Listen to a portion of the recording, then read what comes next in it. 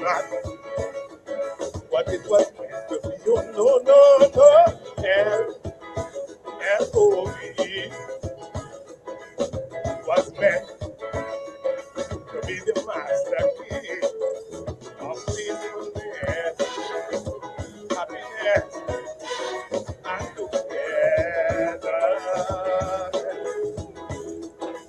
I would like to see that day when love will come to stay. One, sing it with me. It would be happiness to see, yeah. Such a unity, I'm telling you. One, everybody know.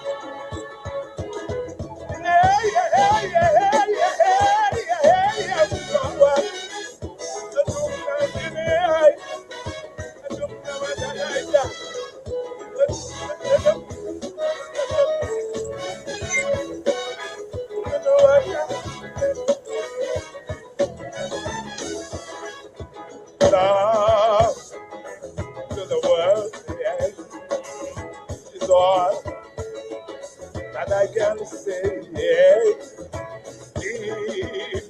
Deep down in my soul,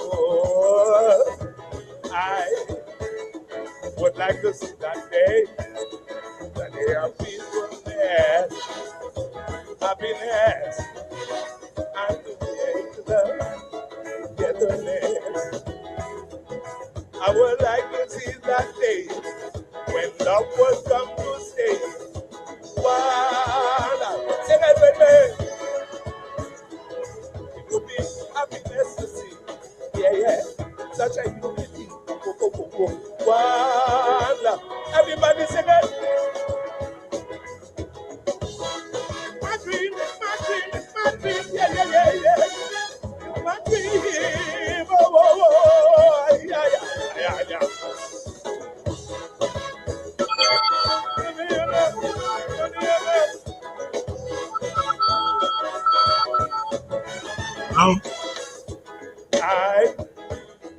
I look around and the most you're not getting it? that I can see. All right, let me send it back to your email. Humanity, no peacefulness, no happiness, no togetherness. But I would like to see that day when love would come to stay.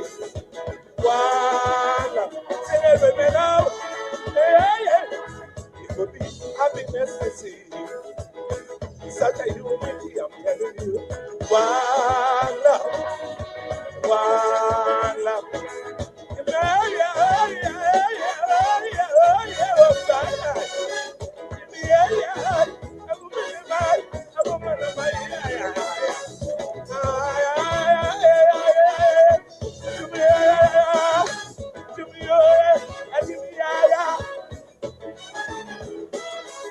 And love, because the world is all that I can say,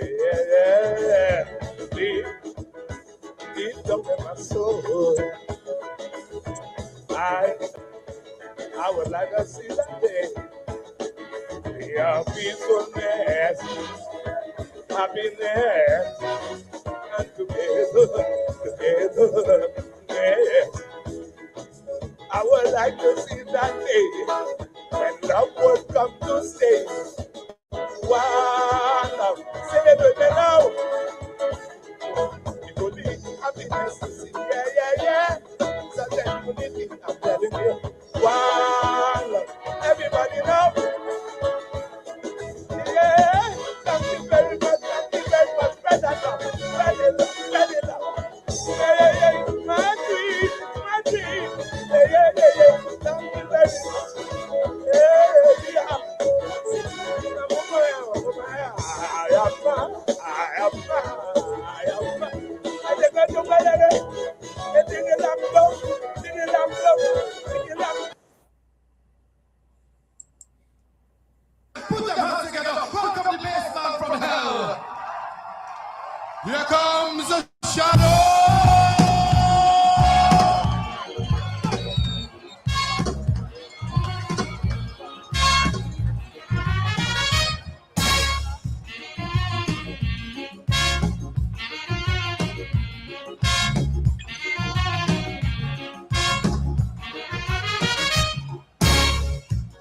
Poverty is hell, and the angels are in paradise, driving in their limousine, where everything is nice and clean. A poor man living in a tinny-winny hut, children hungry, nothing in the pot. He gone by the neighbor to beg for some rice. The neighbor under pressure, boy, things ain't nice. He gone in the big shot area to beg. A police put a bullet in his tinny-winny leg. He gone in the courts and he lost the case. The prosecutor say he have a bandit face. Poverty is here. Poverty is here.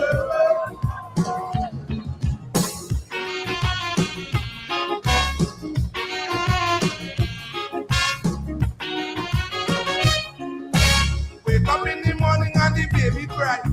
Sugar pan empty, the milk bottle dry. The little boy child on the mango tree.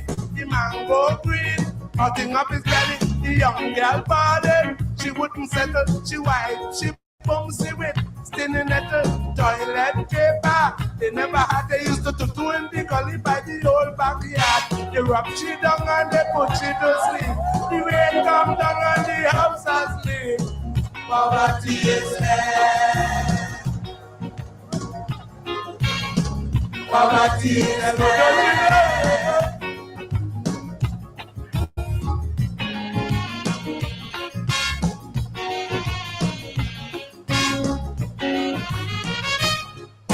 A poor man always dream a lot of dreams. He happy like a puppy when he dream another dream.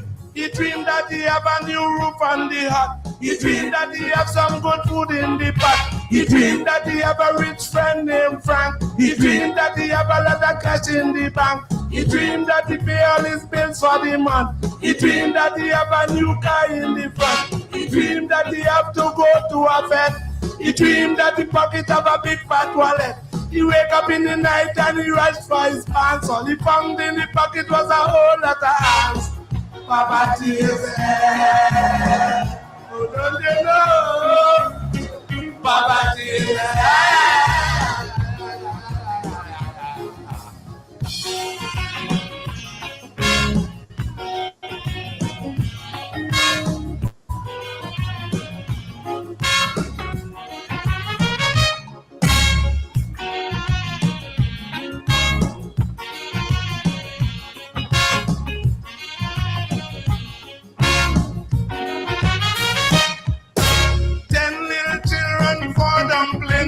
Mommy got to slice them thin, thin, thin. A piece for a boy and a piece for a girl. A piece for the neighbor daughter mole.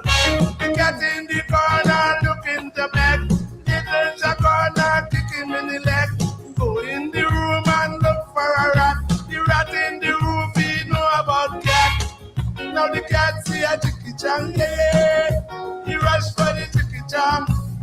But the poor little chicky chang flew away like a chicky chang.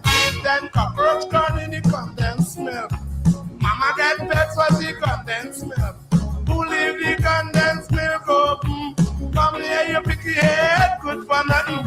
Mama get vexed and she blood get that. She drops some lash in there, you know what? Poverty is hell. Poverty is hell.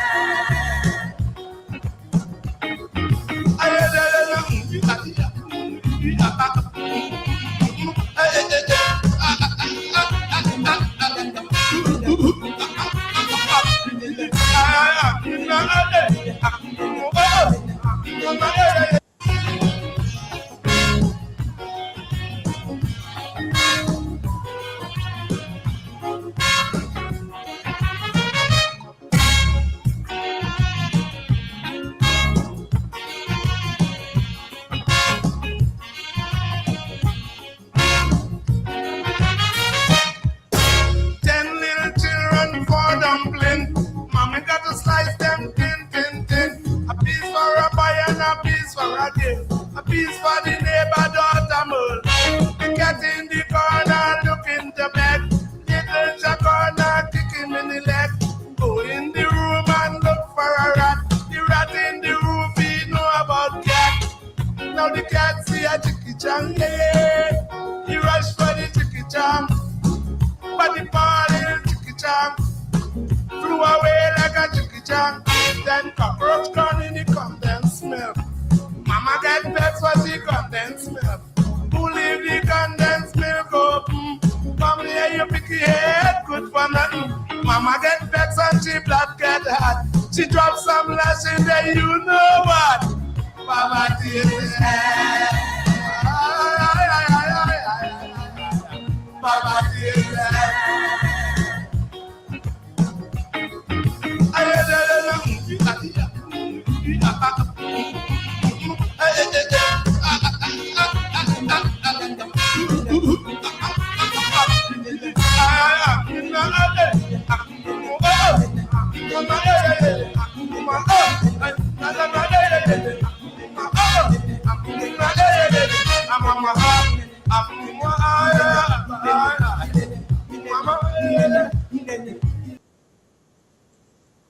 I am glad.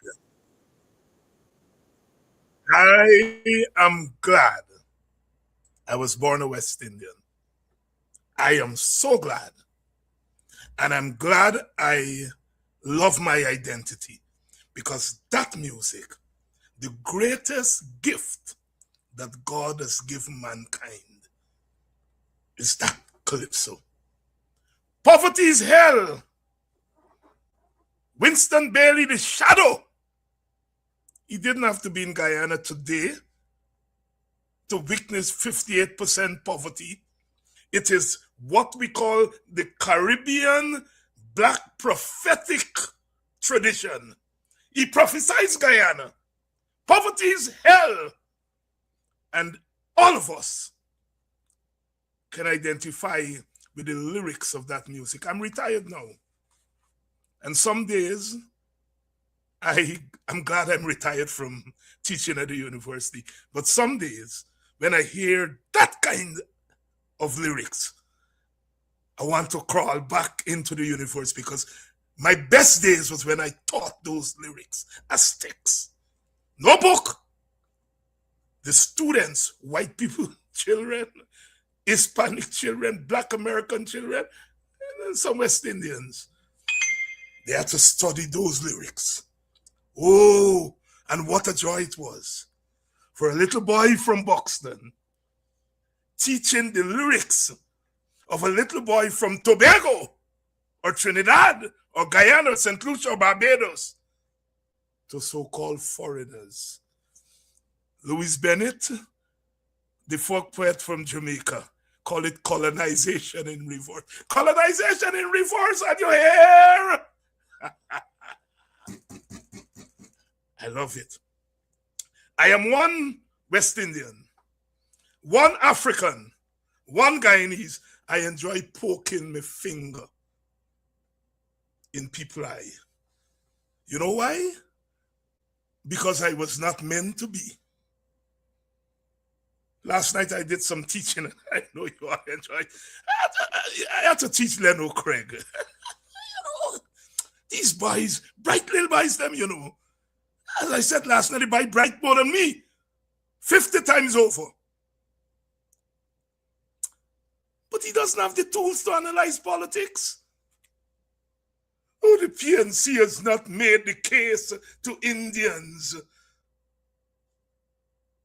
You look at the election the PNC won. As I pointed out last night, 1964. And we're going to talk about that tonight with some PNC boys. Dr. Campbell and Ganesh Mahaipaul.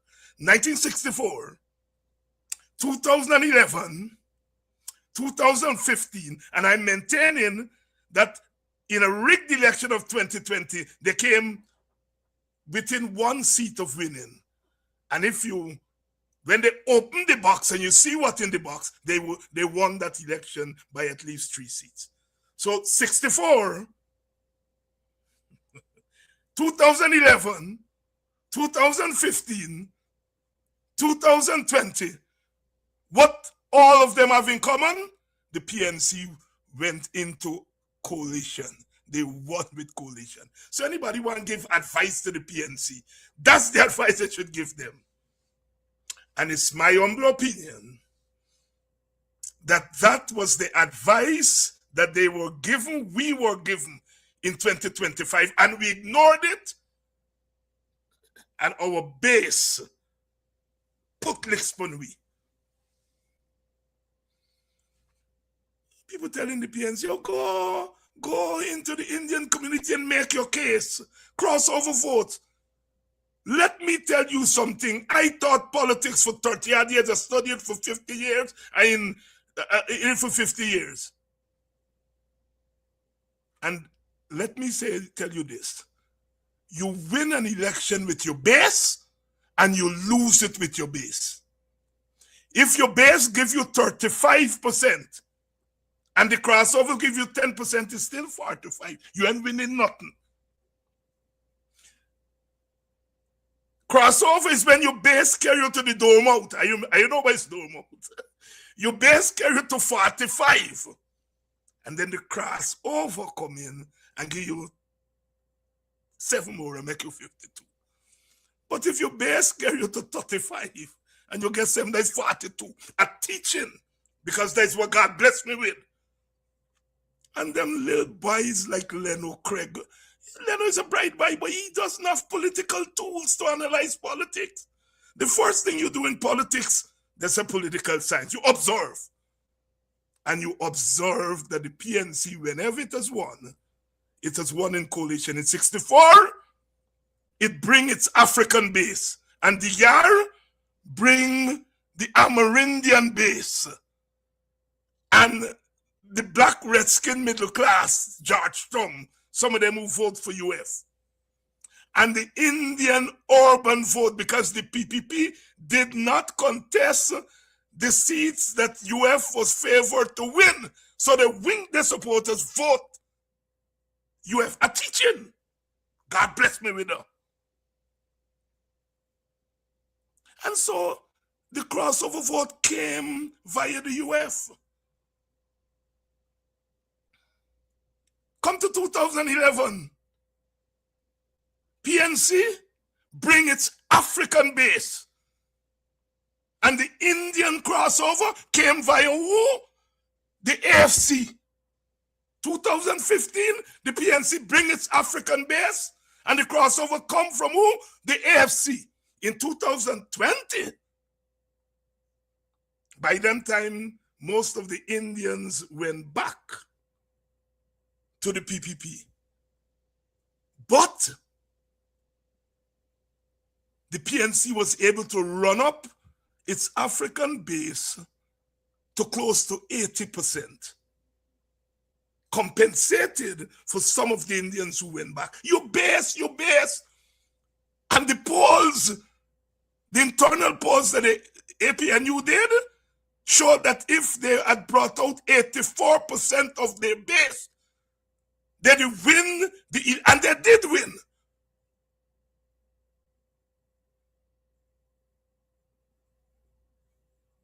It's not that crossover vote is not important. It's that your method. Or people say you not get Dagon back. The coalition method means that you are collating with people or groups that can easier bring the crossover vote. In 2025, nobody bring Mohammed didn't bring no crossover vote, you know. When you add up Mohammed and APNU and FGM at 29, how we get? I mean, I get no crossover vote. Mohammed not bring no crossover vote. Mohammed vote is PNC base. He ain't bring no crossover from the PPP. I'm going to beat you all in class. Let me stop. Mohammed didn't bring, if Mohammed did bring crossover vote, opposition would have win like 2011. Mohammed did not bring crossover vote. Why the hell are you all beating PNC? But crossover vote is not only APNU. Black people vote against, you know. they vote against PPP. PPP trial thing. Black people. Black people.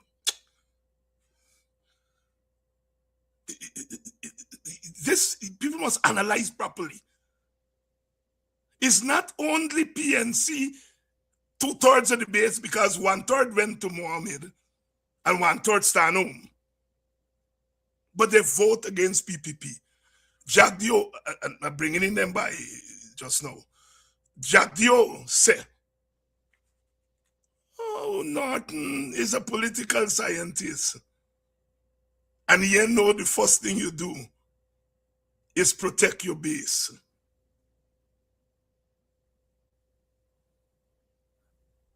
And the PPP protected his base. That's how you win elections. Norton tried to protect his base, but there was too much of base against him. But Jagdio is correct. Jagdio is correct. To win an election, you win your base force. Don't let people put your belly pumping, tell you about crossover. You need crossover, but crossover only makes sense when your base is intact. 30 and 7 is 37. 45 and 7 is 52. I'm teaching.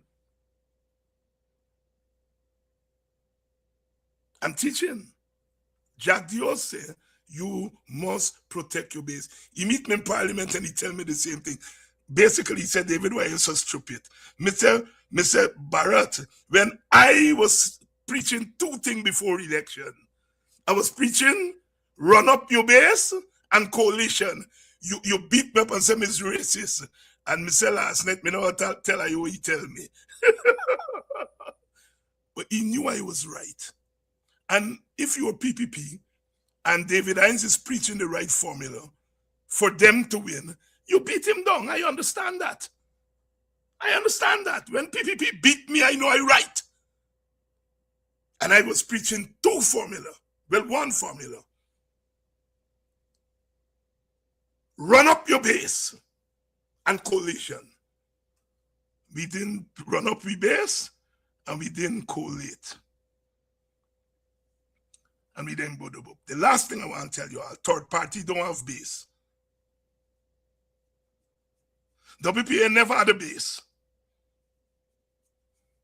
We borrow disgruntled PNC people and PPP people. And when the dust was settled, then people went back home. The guy never had a base. He used the Catholic Church and so influence for them Amerindians and the capitalist thing to get a couple of black people and couple of Indian people. And when Burnham come to power and he get power, them redskin black people gone to PNC. Them urban Indian gone to PNC because power. Power. The logic of power. You have come 61, 64 by 68, they're done with. But WPA didn't have election. WPA, power from mid-70s to the end of the 80s, done with, once election come. Third party don't have base. AFC come in, they get some disgruntled Africans in 2006. They carry the PNC down to 42, to 34. And Robert Corbyn said, coalition is the answer. He come to your arch enemy, the WPA, and he said, by the way, woke up. And 2011, APNU got 43. From 34, they go right back to 43. Coalition. And then the AFC come in with the other 7, and you get 50-something. AFC run 2006, 2011, 2015 by 2020. Black people left them in 2011 and Indian people left them in 2020. Go back. Third parties don't have bases. We borrow base, electoral base. You may have other bases. You may have a protest base because PPP and PNC don't like the protesting. Protest and election don't go together. So when the people in the protest mood, they just go somewhere else. And when things level off, them come back. Everybody's asking what will happen to Win. Guided by history, I don't think Win is going to be any different from DGR, WPA, and AFC. I am teaching because God bless me with some little thing.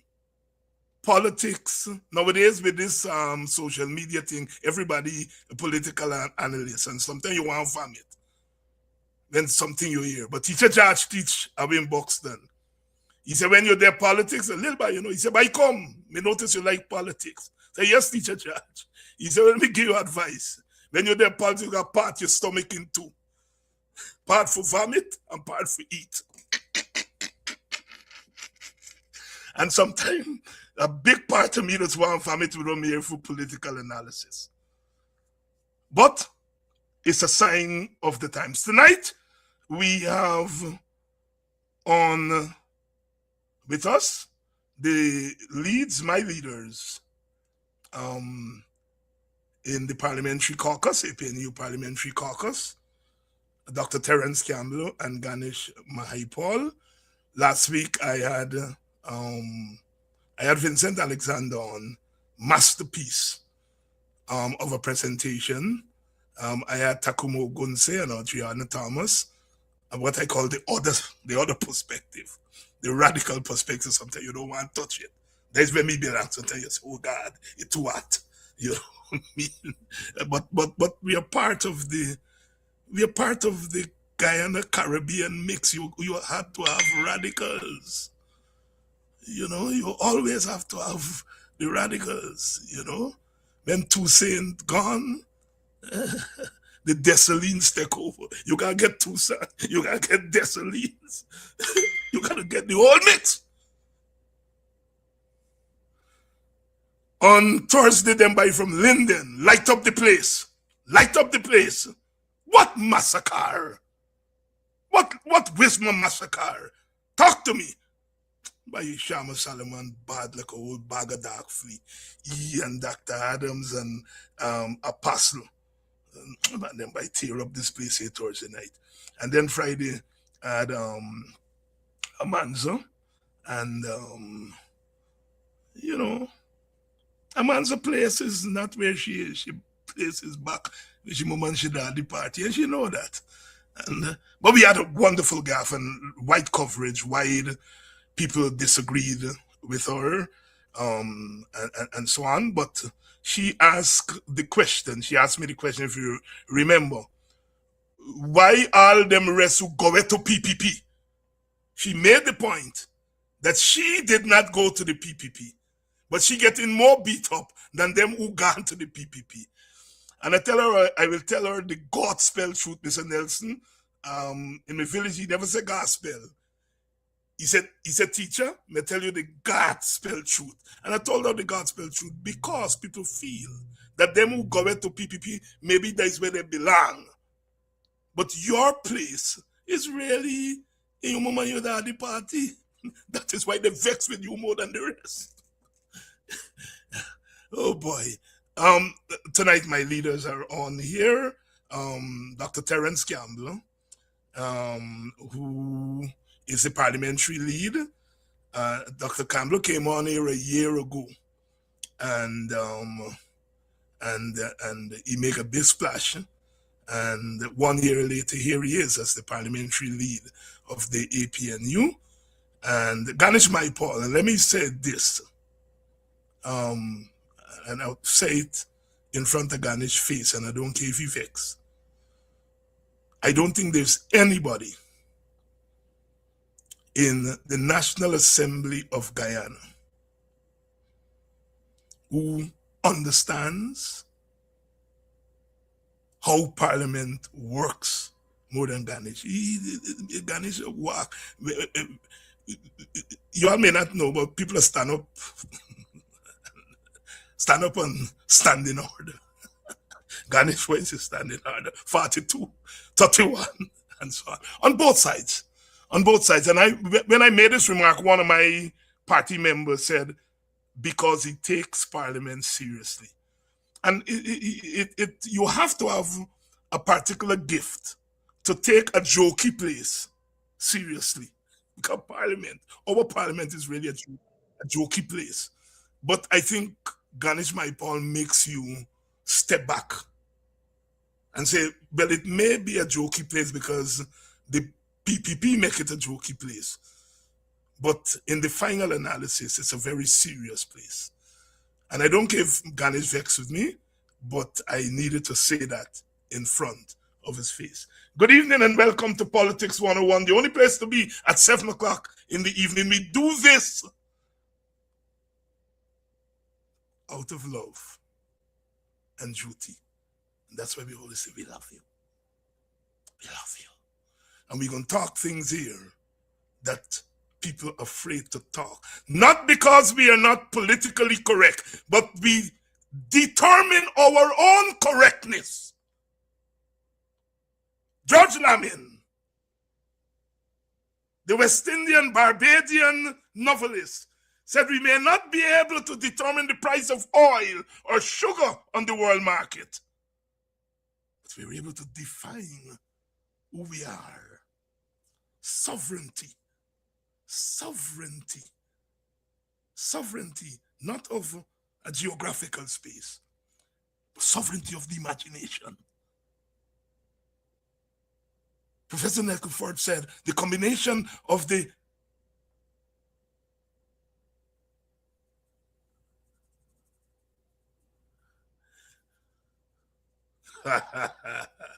creative intellect and the creative imagination is what makes us West Indian tick. Or you'll hear it again. The combination of the creative intellect and the creative imagination. We have not built skyscrapers and big things. What we have given the world is our minds. The Caribbean mind, the Guyanese mind, equal to none. From Garvey and Sylvester Williams to Rodney and Franz Fanon, George Padmore and Stokely Carmichael, Michael Manley, Fobbs Burnham and Cheddy Jagan,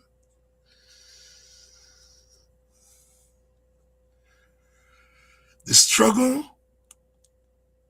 for the new world economic order in the 1970s had to come from West Indians. Fobbs Burnham and Michael Manley had to come. Couldn't come from anywhere else.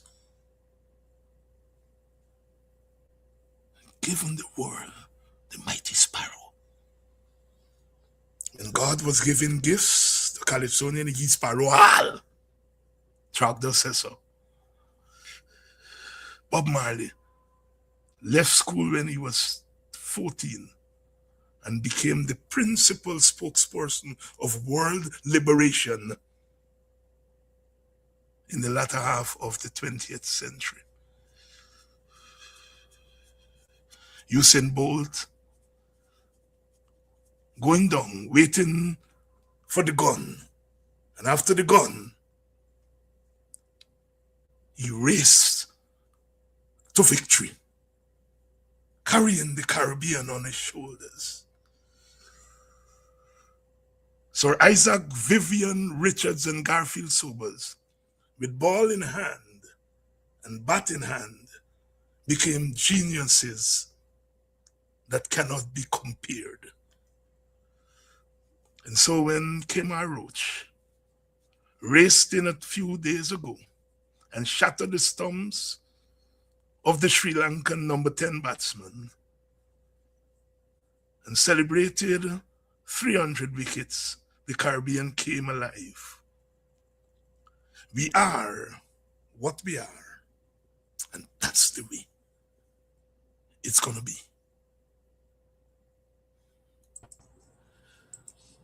Ganesh Mahaipaul and Dr. Terrence Campbell, you are responsible for nothing that I said before. That's why I bring you all on after done talk me talk.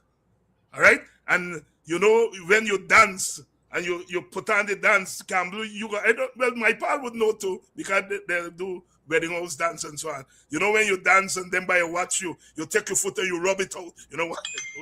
So may rub out. So you all are not responsible. You know why? Because you all are leaders. You all are my leaders, but I have the latitude to carry on regardless, as we Guyanese would say. You all don't have that latitude, but if you all want to take the latitude tonight, it's up to you all. But say you all don't know me. I did not tell you all to do it. Good evening, my brothers. Good evening, David. I see that you used to do three-step dance, because you know when you go to the dance and you do a three-step, you're doing a fancy three-step, you rub out, you tell them boys you want to see them move, man. You rub it out. You rub it out. I used to be a old kwekwe man, you know, Terrence. And now and then Listen, yes, go ahead. I know correctly, but rub out we used to use when you're doing three-step. When you're doing three-step? When you make your move your three-step, you tell them by you rub your heel on the ground and say, by rubbed out, because they're watching and they want to copy. Well, with kwekwe nowadays, them by a wind up. They might go behind them and they wind up. So when old timers like me step in the ring and you do the kwekwe dance, you watch them little by and you rub out, you say. So it's so good to have you all on tonight for a talk on APNU parliamentary politics and related events. Ganesh, let me come to you because, as they say, you have institutional knowledge, and we want to start with Parliament. And I'm going to ask you a question that I know as a student of politics that you are going to be able to deal with analytically and creatively, like some other people may have to take out my wild cane last night and bust their tail. What is different in this parliament, the 13th parliament, from the 12th parliament that you served in?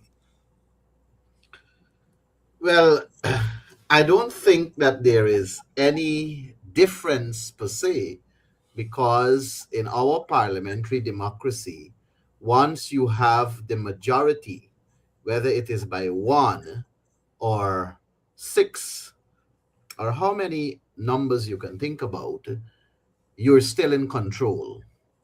The 12th parliament, which is the one before this one, the PPP had a majority of 1.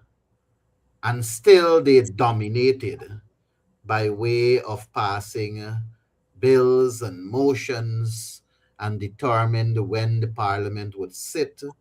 They used their 1-seat majority to do some of the craziest of things you can think about in our democracy, such as removing the then chair of the PAC, who was David Patterson.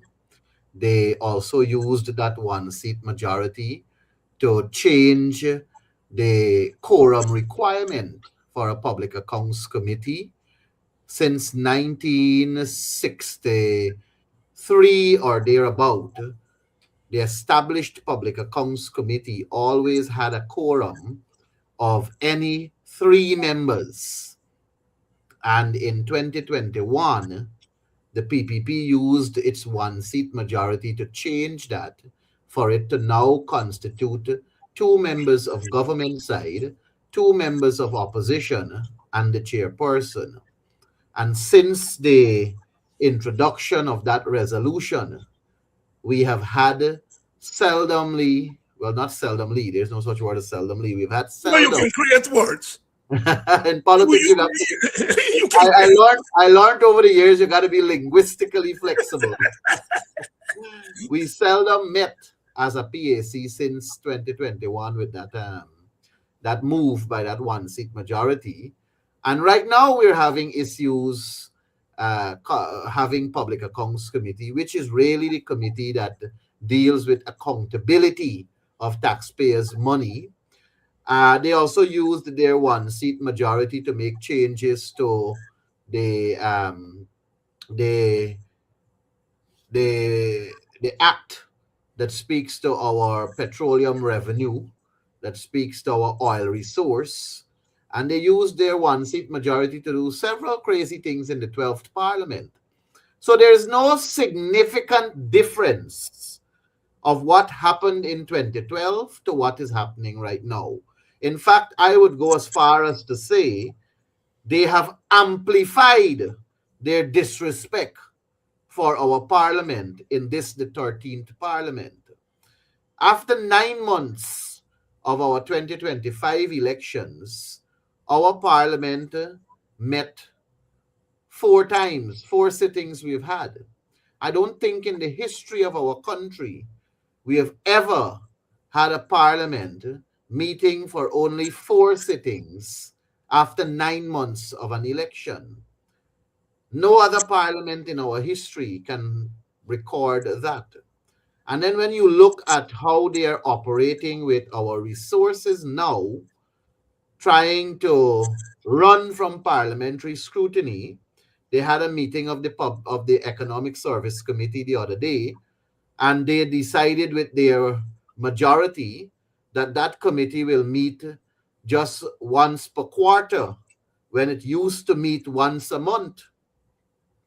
And you know, Dr. Hines, I have been following our parliamentary democracy since 2006. And in 2011, we had perhaps the most interesting parliament of our country. And that's because the period 2011 to 2015 was when the PPP was sitting in government, but the opposition was in control of the National Assembly. And when the PPP came to the National Assembly in that period, they had to robustly defend whatever it is that they wanted the parliament to approve. And that is simply because the opposition had that one-seat majority.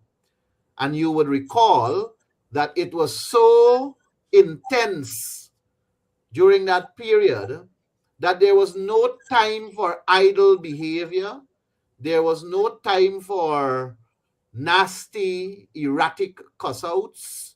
There was no time for skin-teeth politics, because the PPP understood that they could not have dominated since they did not possess that majority. And now we're seeing a difference because they have the majority.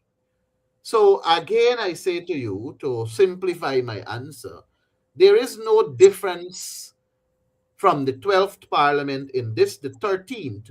Rather, I would say there is an amplification of the gross disrespect which we as members of Parliament faced in the 12th Parliament. Thank you very much, Ganesh. Please share the link. I notice you all are coming in quite a lot of you are coming into class this evening. Please share the link. We still have a few seats open. Dr. Campbell, you're a rookie like me to this parliamentary story. And tell me, based on your observations thus far, did it meet your expectations? Has Parliament exceeded your expectations? Is it a place that you feel that it's worth taking some time away from making money to get into? Talk to me. You know, David, I think I can answer for both of us. Parliament has not met our expectations. What we've seen, and this didn't start now, we saw it in, as Ganesh pointed out, in the 12th Parliament. The PPP moved to alter the quorum for the Public Accounts Committee. Subsequently, and again, Ganesh referenced the Economic Services Committee. where the PPP have just changed the number of meetings from once a month to once every quarter. This is despite the fact that we have the fastest growing economy in the world, supposedly. So one would think that there would be need for increased scrutiny. Instead, the PPP has significantly reduced scrutiny. I sit as an alternate in that committee, so I can add a little more flavor to what Ganesh has said by saying that the motion to move to reduce the number of sittings of the Economic Services Committee was brought by none other than the Honorable Zulfikar Mustafa, who is the Minister of Agriculture. And he was ably supported by the Honorable Susan Rajigs, the Minister of Tourism, Industry and Commerce, and the Honorable Bishop Wana Jill, the Minister of Public Infrastructure. And I find it necessary to point out who moved it and who ably supported it, because these are three ministers over which many dark clouds hang. And these were the three ministers, and I intended to make a video about this, and I probably will just snap this. Because these are the three ministers, the Honorable Zulfikar. So many questions have been raised about him in the public domain. And he was the man who I think, I personally, and you referenced cricket earlier, Professor, I would be playing off the back foot. You know, I would be very cautious. I would not be swinging outside the wicket if I were the Honorable Zulfikar, because there are so many questions about me. What I would say, and that he was shameless in moving that motion to reduce the number of meetings of the Economic Services Committee, and hence to reduce the level of scrutiny for the ministries that committee would address. But I like to stray, Professor. When my professor asks me a question, I like to get it a little bit over to dicta. You know, very often, the APNU has been, to my mind, been criticized unfairly. And there is one topical item, and that is GCOM. And they are commissioners, and they are not APNU commissioners, they are opposition commissioners. And they are being blamed now for everything that has gone wrong on GCOM. And the argument is being advanced that they need to be changed. But I want to juxtapose that situation and that argument with the current 13th Parliament and the Economic Services Committee. That committee is being chaired by the Win Party. And the Public Accounts Committee is being chaired by the Win Party. Yet, we are seeing perhaps the old adage in place that the more things change, the more they remain the same. So maybe, and I don't let me say maybe, the issue is not the three opposition commissioners on GCOM, nor the issue is not whether WIN or APNU, control the PAC or the Economic Services Committee. The issue is our constitutional architecture that needs to be changed to deliver a more inclusive governance and to deliver more transparent and accountable governance. Because merely changing the actors in the play will not bring about a different ending. And so, Professor, forgive me for having strayed beyond the question and venturing into GCOM and the constitutional architecture. But No, you have not we, strayed. we, You're on your own way, and a good professor always like own way students because they pull the best out of the professor and in turn pull the best out of themselves because you've preempted where I was going on the question of because Ganesh started out by doing what most of us do. We refer to our parliament or our country as a parliamentary democracy. And then we go on to show how undemocratic the system is and the practice is. So the parliamentary democracy, and Ganesh, don't think you're wrong, is an aspiration. Nothing is wrong in using it. It's an aspiration. What we have, as Terrence has pointed out, is a parliamentary architecture that does not deliver the quality of democracy that a society like ours demand. And so I come back to you, Ganesh, because Terrence has raised the question of the future of our National Assembly, our legislative branch, as we pursue this era of oil and gas. At the time of independence, the question was who governs. Today, with oil and gas, the question is who controls. Whether you come at it from gender, or you come at it from class, or you come at it from race. That question is foremost. Who controls? And the parliament, which is the lawmaking body, and the body that disburses money, comes into the limelight. And what I want from you, Ganesh, is how can we deliver governance and representation of a particular quality to our supporters and to the country at large in a parliamentary architecture like the one that Terrence described? So Doc, let me put it in this context. We are having issues with the current status quo because of the level of disrespect and abuse the People's Progressive Party is taking on the system.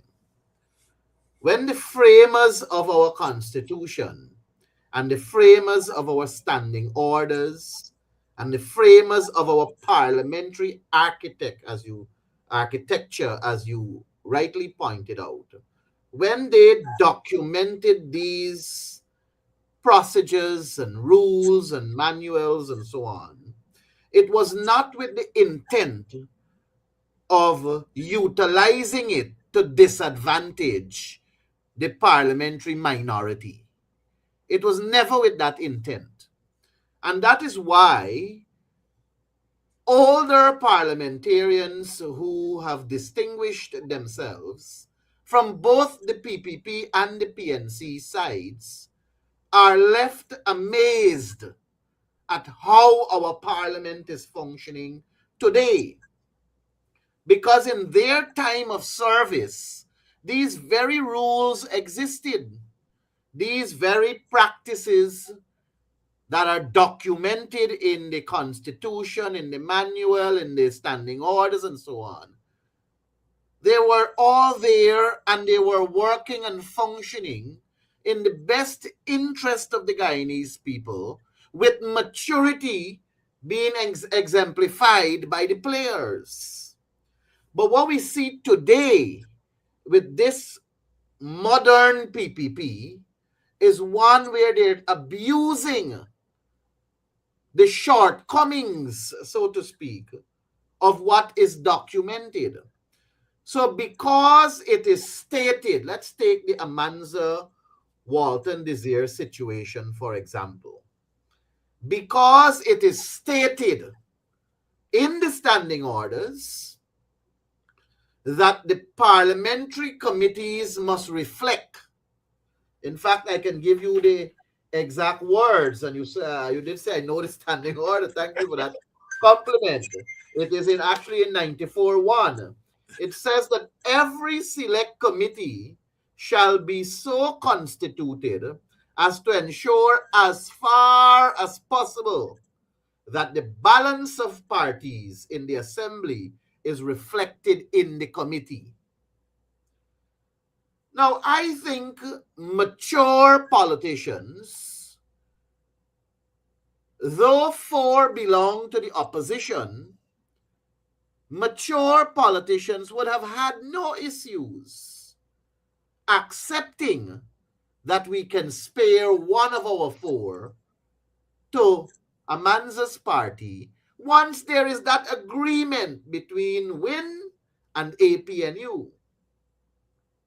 So it calls for parliamentary maturity. It calls for big people sense then. Not because, you see, rules were not meant to hamper or humbug or damper the spirit of working together in unity. I'm saying that to say to you that we are examining what should work because of the abuse of what is happening currently. And that is putting our minds as a nation to think of how to correct what is being abused. And perhaps as the youngest among us here, though that is not displayed by picture, since I'm not seeing any gray hair on Terrence's head, nor am I seeing any hair on your head to know if it's gray or black. But as the youngest here, what I would like to see, and with the experience I've gathered over the years in Parliament, what I would like to see is a Parliament where the executive does not sit. The ministers of government should not be a part of the legislative branch of governance. Yes, the PPP got 36 seats. They can find 36 people who don't have to be ministers. The opposition, they got 29. They have their 29 seats. And these ministers of government, they focus on their executive function as part of the government, but they must appear before the legislative arm and defend their policies in their respective ministries, defend their budgetary allocation, defend their position, and account for the monies that will be given to them. The system that we have right now, which is abused by the PPP, and it is the PPP that is causing us to think this way of how to correct what is it that they are taking advantage of.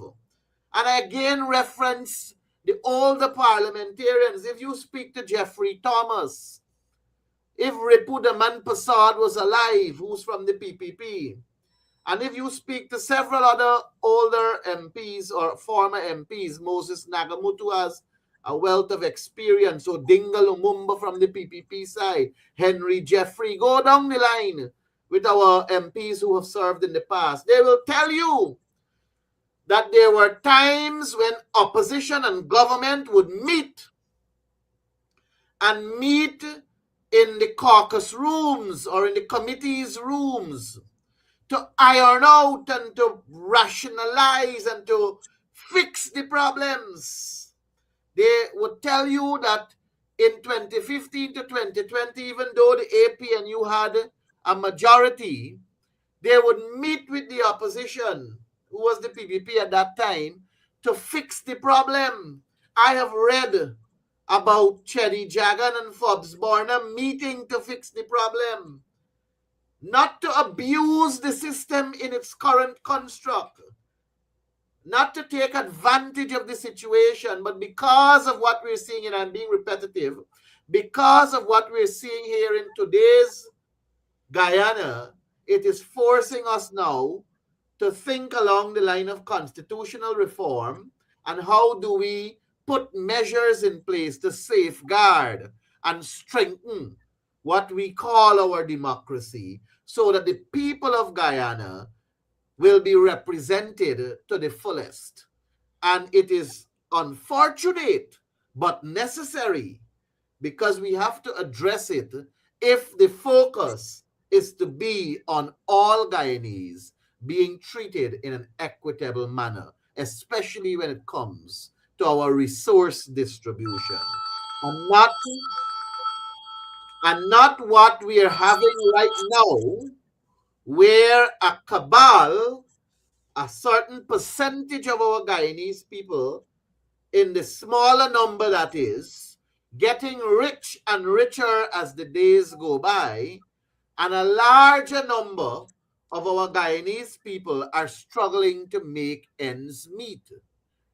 And that is because the resources are not distributed in an equitable manner. And to hide all of that, to hide all of the wrongdoings of the People's Progressive Party, to hide all of the way in which they're distributing our resources selectively, to hide them not wanting to be accountable at the parliamentary level, to hide them not wanting to be transparent and not practicing good governance, they distract the population with distraction politics.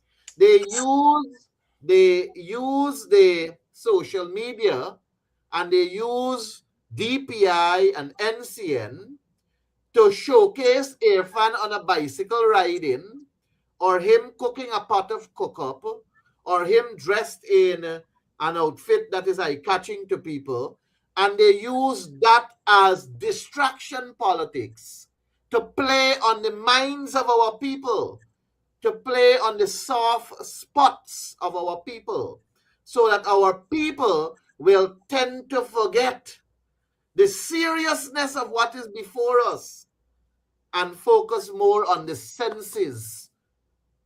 You know, he could ride a bicycle. He look good on a bicycle, meeting the people, he gaffing with the people. He doing all of these kind of things. But that is distraction politics, Doc. Yeah. I'll stop here before I go on and on and use up all this time. Dr. Campbell, our colleague has raised two important points. One, he has raised the point of the letter of the law versus the spirit of the law. Constitutions, by their very nature, cannot dot every I and cross every T's. Constitutions don't, and that is why you have implied laws and implied powers and inherent powers and explicit powers. And I know no constitution in the world in which all powers are enumerated explicitly. So constitutions, you can't dot every I and cross every T. And so you have to have a reliance on the spirit of the law. And your colleague is raising that point of the spirit of the law being not taken into consideration, the letter of the law being abused. He also raises a very important point, and that is the question of more separation of powers. As it is, there is no separation of powers in our political system. Again, the framers intended that when a minister comes to parliament, that minister is no longer a minister. That minister is a legislator. But we have seen that with the PPP, the minister comes and he behaves as a member of the executive in the legislature. And so our colleague is raising the question of more separation of powers along the American system, where you don't have somebody representing two branches of government while sitting in one branch. And I would like to have your take on those two issues, because I think they're central to understanding how our system is being abused and how we have to move forward with constitutional reform. So, letter of the law versus the spirit of the law, and more separation of powers to remove executive representatives from the legislature so that the legislature can carry out its function, especially of oversight. If Ashley is Minister of Finance and he's a senior MP, then he is oversighting himself. Ridiculous. But over to you. You have to unmute. Yeah, thanks, Professor. So, as usual, I'll stray a little bit. I'll start with the first question. I'll stray a little bit, and then I'll end with the last one. So, we inherited and still have many of the essential features of a Westminster Constitution. And the Westminster Constitution came along. The Constitution is what was codified, article this, article that, and so on. But along with the codification, there were conventions. These were not codified, but they were time-honored principles by which parliamentarians and those within the constitutional architecture operated. And, you know, in the UK, very often, sometimes a minister gets himself into trouble and he resigns his position. I remember at one point, Rashley Jackson, as Minister of Foreign Affairs, his son was caught, if I remember well, with marijuana, and Rashley resigned his position. He had himself done nothing wrong, but it was his son. And so there were these conventions by which they operated. You know, it used to be a convention that the deputy speaker would come from the opposition and the speaker would come from the government. But as we distance ourselves from 1966 and that first constitution, there is little institutional memory about those conventions and how they're supposed to operate. And to my mind, those conventions were critical to delivering effective parliamentary democracy. And so as we distance ourselves and we drop the convention, we end up in this situation now that what we have is not delivering for us. And Ganesh said it's delivering for the wicked cabal, the cabal who are earning the riches. And that cabal, they are driven primarily by greed, and nothing will stop them. And so with I'm stretching it here. I'm not really stretching. I'm taking it to where you're taking it to its logical conclusion. There is so much money now, and especially with our newfound oil wealth, that folks don't have time with decency and conventions and so on. They have no time with oversight and scrutiny. It's about, hey, we gotta make no money, as the Guyanese man or woman on the road would say, money got to make. So this is what is driving a lot of what we see in the public domain. And it's not, you know, the issue of the cabal, as Ganesh referred to. You know, in Trinidad right now, of a whole big discussion going on about the 1%. Those who are wealthy, and the argument is whether it applies to the Syrians or just as a class of the rich class and so on. But here in Guyana, and politicians are involved as well as business people are involved. They have no time for the spirit of the law. They don't even have time, Professor, for the letter of the law, much as the spirit of the law. And so it is that greed, that thirst to, and with it must come a desire to dismantle. Let's follow where it goes. Any mechanism to scrutinize or or oversight of public governance in this country, it is logical that those who are driving the process want to minimize or remove that scrutiny and that oversight. So we should not be surprised at where we are. And Ganesh sits on the Constitutional Reform Commission, and I'm happy that he has these ideas that he will bring.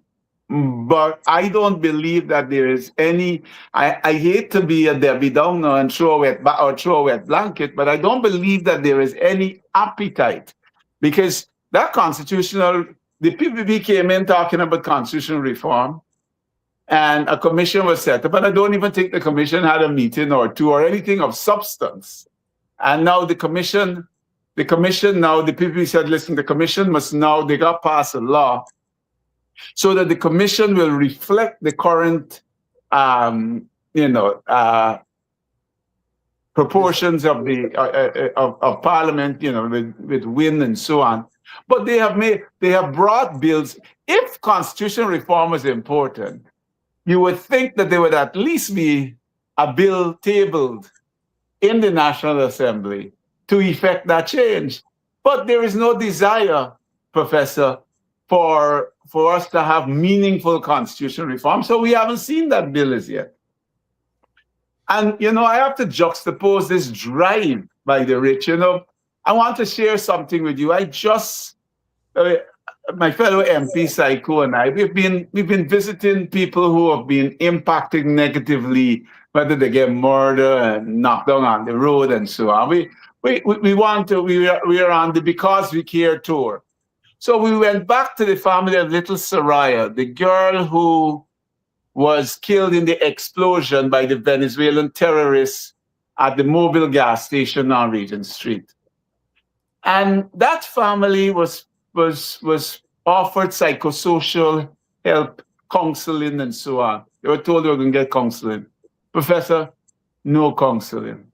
They told they can get a 2-bedroom house, up to now, no house. They were told that they're going to get a little duty-free because of the car that's damaged. Up to now, no duty-free. They were told that they're going to get help because one of the children was badly burned and so on in that explosion. Terrible, Professor.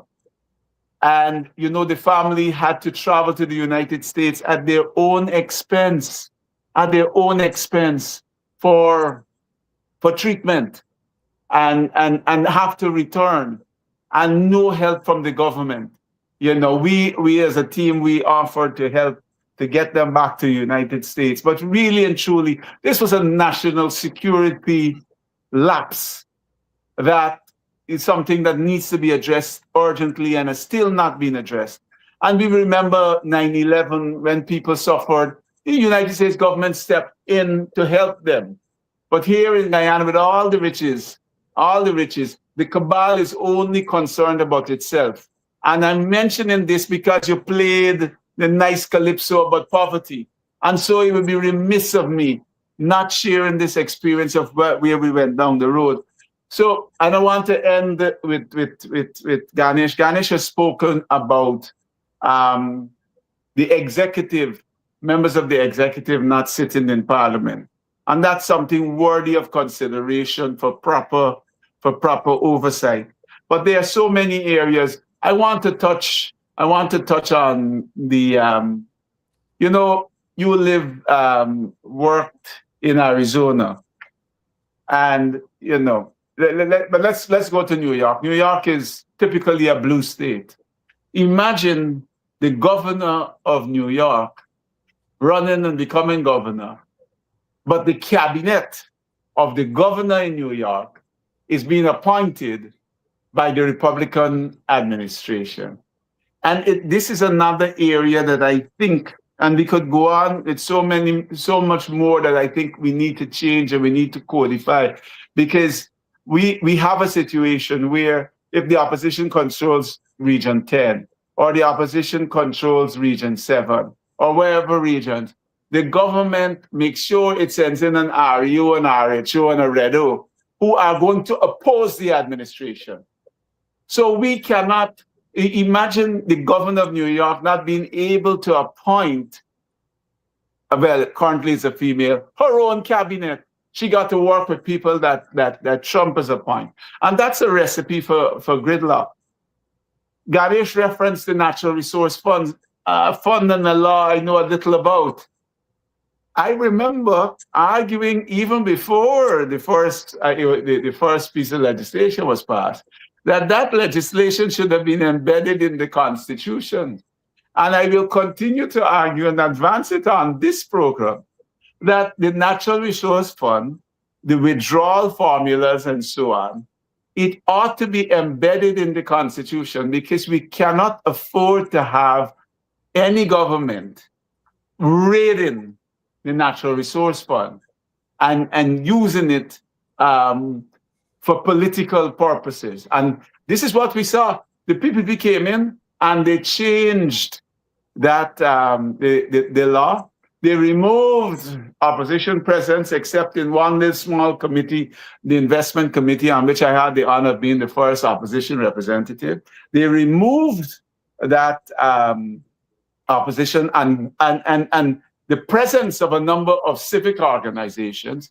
They whittled all of that down, and they started off essentially saying, hey, we'll take 75% of the money. And then they got drunk on it. They jumped to 95% of the money, all right? Those things, we need to have constitutional reform so that no government is able to raid the NRF and, to use it as a political bank account in order to win elections. And it's especially dangerous because it's 2.5 billion a year right now that is flowing into the PPP that are allowed to spend. It'll be 10 billion by the time we get to 2030. So, I always believe too that certain key, and I hate to be sounding American and going down the road that Ganesh is with the executive being separated, but I must join him because I believe certain key appointments, the commissioner of police and so on, those appointments should be brought before a parliamentary committee. If the commissioner, if somebody's being nominated to be commissioner, they must come before a parliamentary committee and we must question them. There is a parliamentary security committee on security. The commissioner of police should come before that committee if he is the nominee, and he should be questioned. But listen, these are the problems we got, how you intend to deal with it, and so on. So there are a number of areas of constitutional reform that I would like to see addressed. And I support Ganesh's suggestions. We'd also like to remove the immunities of reduce significantly the immunities of the president, because we have a situation where we don't have a minister of finance. The minister of finance is the president, because for anything where a minister has not been gazetted, the president is the minister. But what they have done, they have appointed a senior minister of finance within the office of the president. And the reason they did that is so that he is cloaked with the immunities of the president for any skullduggery that he executes in that position. And so all these things need to be addressed.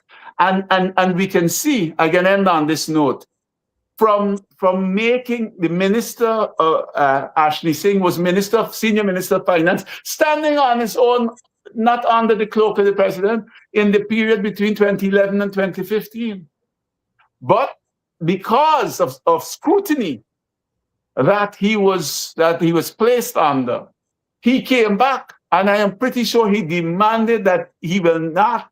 He only came back. I am pretty sure he only came back with the undertaking that he would not stand outside, that he wanted a cloak over him.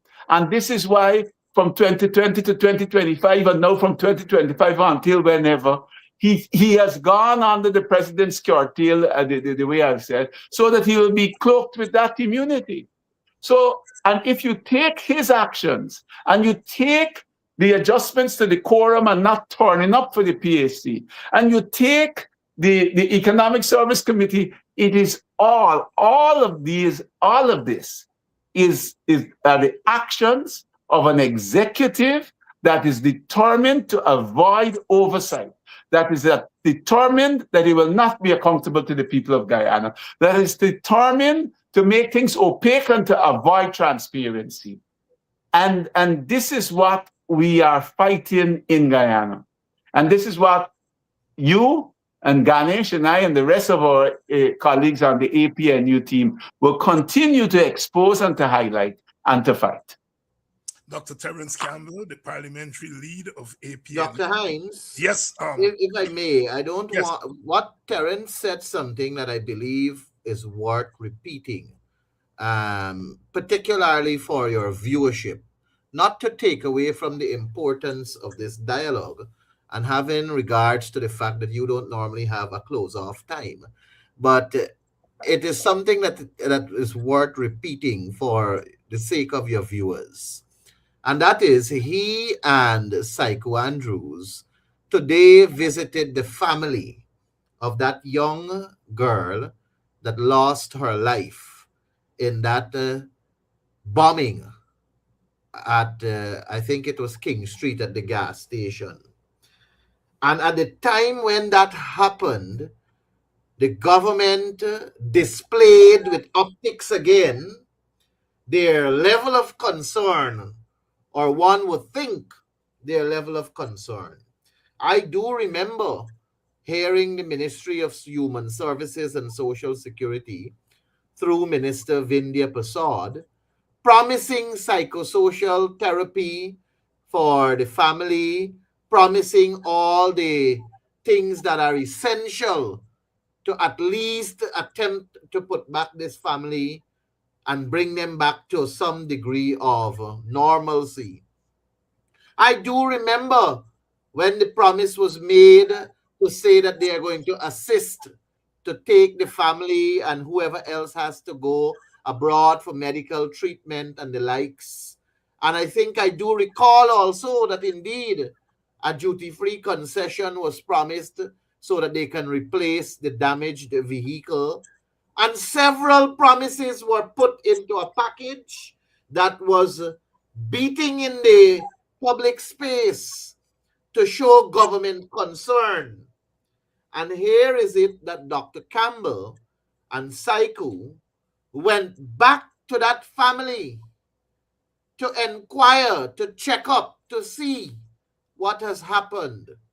And lo and behold, the family was not given the duty-free concession to get the vehicle that they so desire. And if I am wrong, Dr. Campbell can correct me because he was on the ground. They were not assisted to go out of the country to get the medical attention they deserve. They were not given the psychosocial therapy that they were entitled to also. From all of this created from this national incident that was not brought on to these people by any Guyanese or people within their own family. It's just that they happen to have been at that place and that incident happened. Now, I say that to say that it comes back to the point I was making earlier about optic politics and distraction politics. That is not something that is isolated to this family, and that is what your viewers must understand. Because Harish Singh's family was promised investigation and justice on television, and they're still awaiting that. The Henry boys, their family was promised justice also in the sense of representation and the likes. How many times have the government gone back to these families to check up on how they're doing? And it's not isolated to the Henry boys, that brutal and horrific murder that we know of, or Harish Singh. Quindon Bacchus has families too. Or in Boston has family.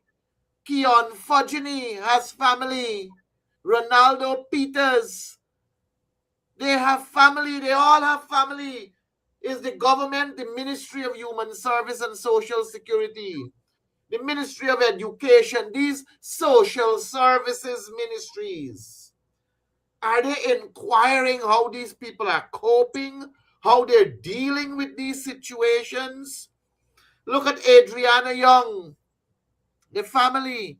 So in the heat of the moment, you find this pretentious cabal demonstrating to the public a sense of care. But you measure that care with the follow-up mechanisms. And the People's Progressive Party do not have any follow-up mechanism to address these burning problems that our society face.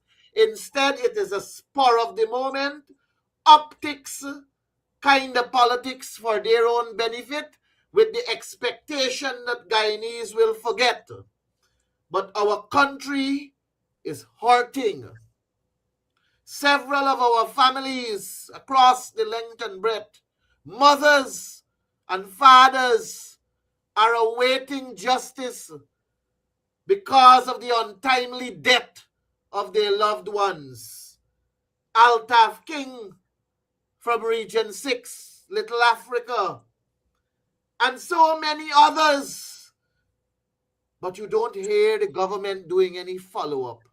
No But follow I up. wanted to mention that, Dr. Yes, Hine. yes, I'm yes, sorry yes. if I've distracted from the No, no, important no, work no, no, no, no, no, no. Some you were things are having worth earlier. repeating. Let me say this. I part of what I do when I'm in the few sittings in Parliament is I try to observe what's happening on the other side. And I have to go on record as saying that I have developed a respect for the Minister of Social Services. She's one of the few, if not the only, PPP minister, member of parliament that doesn't heckle. Um, and where I'm going with this is someone who I think brings a certain kind of morality to the table, but it's operating within an immoral framework. And it's like putting good food on bad stomach. You know, that's what people say. And that thing has been animating my thought. Here you all are exposing something that I think in our hearts of heart, Dr. Prasad, as an individual, as a representative of the Hindu faith, would follow through on. I sincerely believe this. But within the political framework in which she's operating, she's not allowed, or humanity is stifled. And so, therefore, one comes into the country and says, but what is the minister doing? The minister, I think, is morally upright, but she's operating in a framework that is not morally upright. And I just want to say that. I want to say also that I join with the two of you in supporting robust constitutional reform. In addition to the things that you all have mentioned, I want to put on the table the end of the winner-take-all system.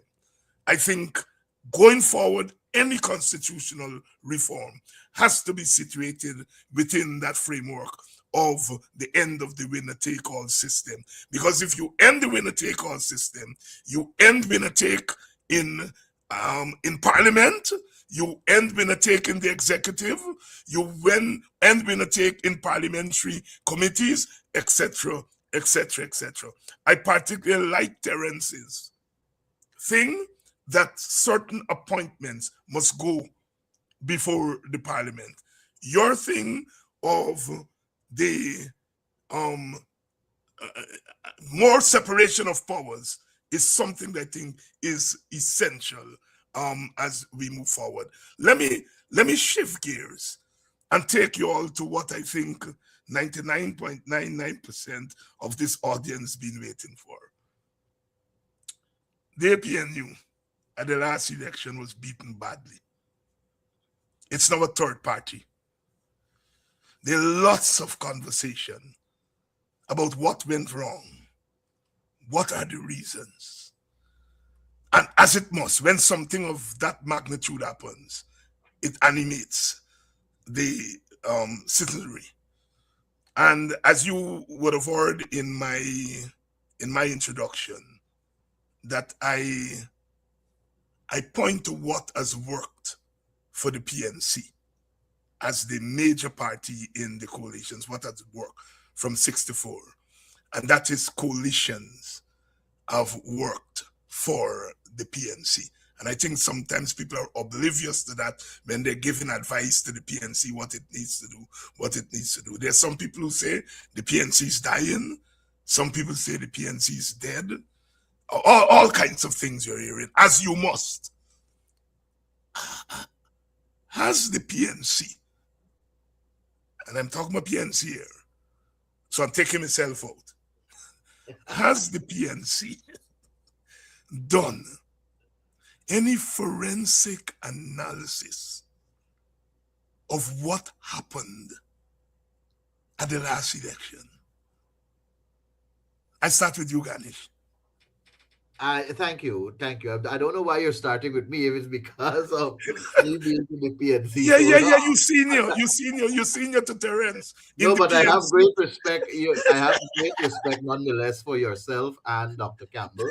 You know, one of the advantages of having new thinking from senior individuals is that you get to see a different perspective. And for the small amount of time, which I believe will lengthen as days go by, that I have been sitting next to you in the National Assembly, I have learned a lot. I want to tell you that I've observed you a lot. Your parliamentary presentation was one that I greatly admired. And in fact, when you were delivering it, it really grabbed my attention in totality. Dr. Campbell also, I have tremendous regards and respect for the different perspective that he brings to the table from time to time, and he oftentimes make me see things from a different lens because I've been so immersed in the ice in the I was so I'm so constrained, I would say, in the political party kind of politics, that sometimes it's good when you get that outside perspective, which I think Dr. Campbell brings and brings so well to the table. So even though you are removing yourself from the prospects of where the PNCR is currently, and rightly so, because you belong to another political party that is in our APNU, and you have your own constituency and your own political dynamics and objects relating to the WPA, and we all know the PNC is separate and apart. I want to say first of all that you said something at the start of your program, and you would not believe me. I do normally take little jottings. It's not. It is for me to understand. So your viewership may not understand, but I do write down when I find something interesting that is being said. And you said that when your opponent beats you, it is to their benefits. It is to their benefit. And you said that when the PPP beats you publicly, you know that you're getting under the skin. And it is because they find what you say and what you do to be problematic to them. And they got to come back in one way or another to really pull back the crowd to their end, because you touch the skin, you get right underneath the skin, right? That's how I interpreted what you were saying, Dr. Hines. And before I answer your question, I'm saying that to say to you that there is a fundamental difference. There's a fundamental difference between the PPP supporters and the PNC supporters. And that fundamental difference is, and perhaps it might be culturally, the history of it might be culturally oriented. I have not seen, even when the PPP was in opposition, I have not seen the PPP support base attack their own, fight down their own, try to devour their own in the public space. Maybe they do it behind closed doors. I don't know. I'm not a part of their configuration. Never been and never have any intention of being there. But when you look at how they operate in the public space and you compare that to how the PNC base and supporters operate in the public space, it gives you that conclusion that clearly there's a difference in how we operate. And our manner of attacking our own in the public space, thinking that that will address the problem, really and truly creates the problem and makes it more difficult to deal with. And you talk about cementing your base before you look for crossover, and rightly so. But you have sometimes people who, for strange reasons, find comfort coming onto this internet, thinking that they're doing justice to a political structure that has been in existence since 1957. And they lambaste, they criticize, they devour, not taking into account that there are mechanisms within the established structure to do exactly what they want to do. All they got to do is join the party. All they got to do is register for a membership card and participate in the structure that has been in existence since 1957. And in that structure, an order and structure is very important in politics, as you would know, having taught politics for 30-odd years. In that structure, you get the opportunity to speak at your group level. You get the opportunity to speak at your regional level. You get the opportunity to speak at the central exec, at the general council, and at the Congress. And at the Congress, you get the opportunity to participate in electing your leaders. But if you ain't got a membership card and you're a supporter and you lean towards trying to advance your case in the public space, all you are doing is enhancing the People's Progressive Party agenda. All you are doing is solidifying the PPP's base. All you are doing is throwing people towards the PPP and attempting to destroy what you claim to love. To come to your question now, yes, we did take a look at what went wrong in 2025 elections. Whether we took a deep look is another story.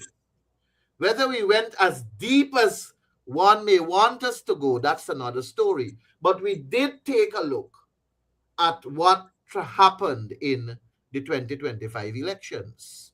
And we recognize, as you rightly pointed out, that Win did not take any votes from the PPP.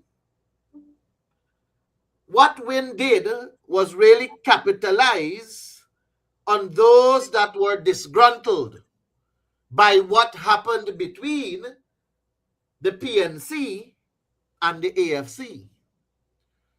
Because rightly so, people wanted coalition politics. There are people who were yearning for coalition to work. But I will say to you, as one of the persons who sat in the negotiations between the APNU and the AFC, that it is not the fault of the APNU that caused the coalition to fall apart. In fact, we were fighting for it more than ever. Perhaps one side believed they could have taken advantage over the desperation that was being demonstrated by the APNU for coalition politics. And that may have caused it to fall apart. And that is one reason why we unfortunately find ourselves where we are currently, and our supporters thought that win was perhaps where their anger should lead them. I have no doubt they will return. As you rightly said, third parties don't have bases, and I agree with you. People get angry, they sometimes do good things, sometimes they do clumsy things. In this instance, I think it was clumsy, and I think they will return. Another reason that has caused us to be where we are, in my humble view, is the constant infighting that was happening with several of the people who were given prominence when we were in government. And then that led to them moving on to being the representatives and image. And today, look at what they have done. These were not people who were very closely affiliated to us when we were in opposition before 2015. And don't get me wrong, there are certain people who left who were with us too when we were in opposition. Tandai McAllister is an example. I think deep in Tandai's heart, she still values the PNCR. I think Tandai still loves the PNCR and is likely to return to the PNCR. It's just a matter of time. I don't believe James Bond is even comfortable where he is. He may have gone there because it provides the financial opportunity for him to gain. And he finds comfort there, but I think he's going to come back home. But when you look at other people, when you examine other people who have gained prominence in the PNCR and then shifted to the PPP when they came back into government, they created this kind of issue where we had people challenging people in our own political party. And that also caused our supporters not to be comfortable. And it comes back to the earlier point I was making about us washing our dirty linen then in the public space. We have caused people to lose that level of confidence as opposed to utilizing our structure that we have and fight our battles internally. And of course, finance played a role too in having us where we are. Finance Yes. perhaps was the greatest of the three factors that I have outlined. And several promises were made, monies were shared out. I don't think people most of them didn't get what was promised to them. And that may cause us to see a different results in 2030. But those are three simple factors. I'm sure Dr. Campbell may have some more that he wished to adumbrate. But those are three critical factors, I believe, that are responsible for where we are. And as a political party, it requires us to do that introspection. It requires us to dive a little deeper, and we have to fix the problem where it exists. But fixing it does not require the leader of the party alone or the general secretary or the 15 elected executive members. It requires a change in how all of us who love the party, who believe in the party, and who believe that this is the party to unseat the PPP, to also change the way we operate in the public space. Terrence, let me come to you and thank you, Ganesh, for advancing those reasons in a real candid way. And I come to you, Terrence, and I have to give credit where credit is deserved. Immediately after the election, like a mad man in the positive sense, you began to ask the question, what went wrong? What caused this? And I think you advanced what is you call a 5 point. I can't remember whether it was 5 or 6. But there's something that's catch your eye. And I remember when you advanced those 5 things, it caught my eye because you were not looking at a single reason. You were looking at colliding reasons. Ganesh advanced 3 reasons there. And if you take each of them by themselves, it tells you very little. If you take them together, together, it tells you a lot. And I think that's what I found intriguing about your approach. What went wrong for us in a larger intertwining sense? What went wrong? So let me start with some comments. The last comment from Ganesh, where he said that change is required, not at the leader, exclusively at the leader, exclusively at the general secretary or the CEC, but a change in terms of the entire approach of the party. And I want to put that down with the harsh reality that you have pointed out. And the harsh reality is that the PPP has only ever, and I've been preaching this, not now, I've been preaching this before 2011, that the PPP, well, before 2011, I was preaching that this is the way to go. 2011 and 2015 provided empirical evidence that the PPP will only be removed via a grand coalition. And I want to use the word grand. I want to put it in there, or broad, because when you put the PNC with the united force, what you are doing is bringing together almost the entirety of the opposition. They were from fringe parties around, but of no significance. You are bringing them together, the mass of opposition forces. And you refer to 2011. It's interesting that you refer, because people don't normally refer to 2011, but the 2011 was the first stage of dethroning the PPP by driving them into a position of a minority government.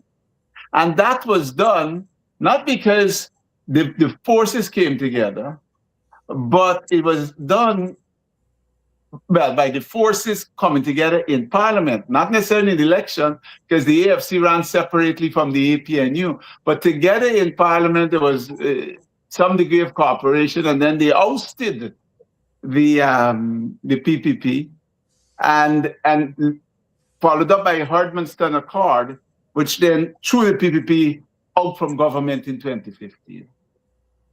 We cannot, I get frustrated politically when I have to preach about the necessity of a broad and grand coalition. The PPP will have, and I mentioned it earlier, $10 billion. $10 billion of oil revenues to spend. They only got 2.5 billion now, Professor, every year, roughly. Imagine when they get 10 by 2030. I expect that they will probably give out a $2 million cash grant to every citizen in 2030 to try to take that election home. How will you fight? Or a $1 billion cash grant? How will you fight this PPP except if all the forces come together to oust them? And it's important that we oust them because the demographics of Guyana is changing. The PPP does not have a migration policy. We're hearing about people coming into the country and getting ID cards and getting citizenship and so on. So there are a number of external factors, coming from business and even politics. We do a SWOT and we look to see what the opportunities and the threats are. And there are some serious threats. And so the only answer, and I want to say it, I'll say it now and before I finish, I'm just getting started, that the only answer to removing the PPP in 2030, it needs to get into every thick skull that there is out there, is a grand coalition. Now, politics has changed. And politics is going to be fought largely on social media, which is what we are doing here. largely on social media, because social media is beautiful for the politician who has control of it, or who has the advantage in it, because you can say a word and you get it out to thousands of people. You don't need the newspapers, no? In fact, when you write a letter to the newspaper, Professor, it's seen by less people than when you make a post. So we have got to, as a party and as an opposition, to compete. The war is going.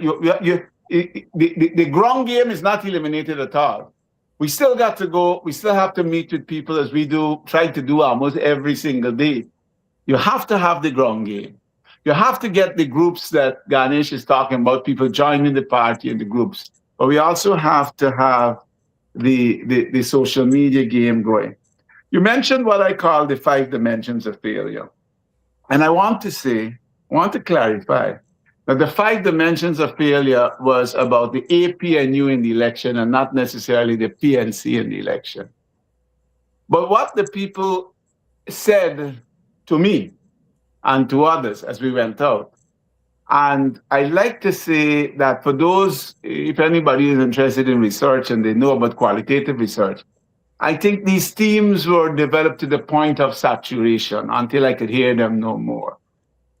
And they felt that they wanted more representation, they wanted more support, they wanted more education, engagement, they wanted more unity. The unity, and by that unity, it is coalition. Because I will tell you that and I'll never forget, they say this all the way, but I'll never forget, sitting down with some guys, cutting up the weed on Sideline Dam, and they say, but y'all know y'all gotta get coalition for win. So the knowledge that a coalition is necessary to win doesn't only exist in the exalted classroom of Politics 101. It is there on the road, on the Sideline Dam, with the fellas cutting up the weed that they're going to sell. They know it. The other concern broadly that they had concerns with leadership, and they also felt that they were let down by the Granger administration. Especially the youths, they felt that they had thrown out and I'm using the language here, Professor, they throw out the belly for victory in 2015. But they felt they did not see the benefits of throwing out their belly. So those dimensions of failure give us a path. They present to us a path forward and to victory. And coalition is a big one of them. We must have the unity that the people felt they didn't see. And we must support them and represent them and engage with them. I think as long as those things are done by the APNU as a construct, and the PNC is a large part of the APNU. I think as long as those things are done, right, we will see a victory in 2030. We must remember, and Ganesh pointed out that some people went to win, and very often the idea and the thought is that maybe win could represent them better. And you would recall that I pointed out that the constitutional architecture really does not even allow win to represent them better than we could.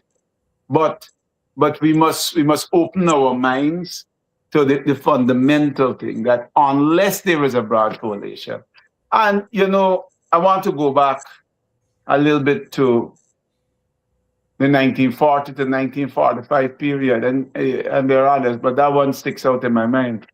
By no means do I believe that Churchill liked Stalin. I do not believe for any moment that Churchill liked Stalin.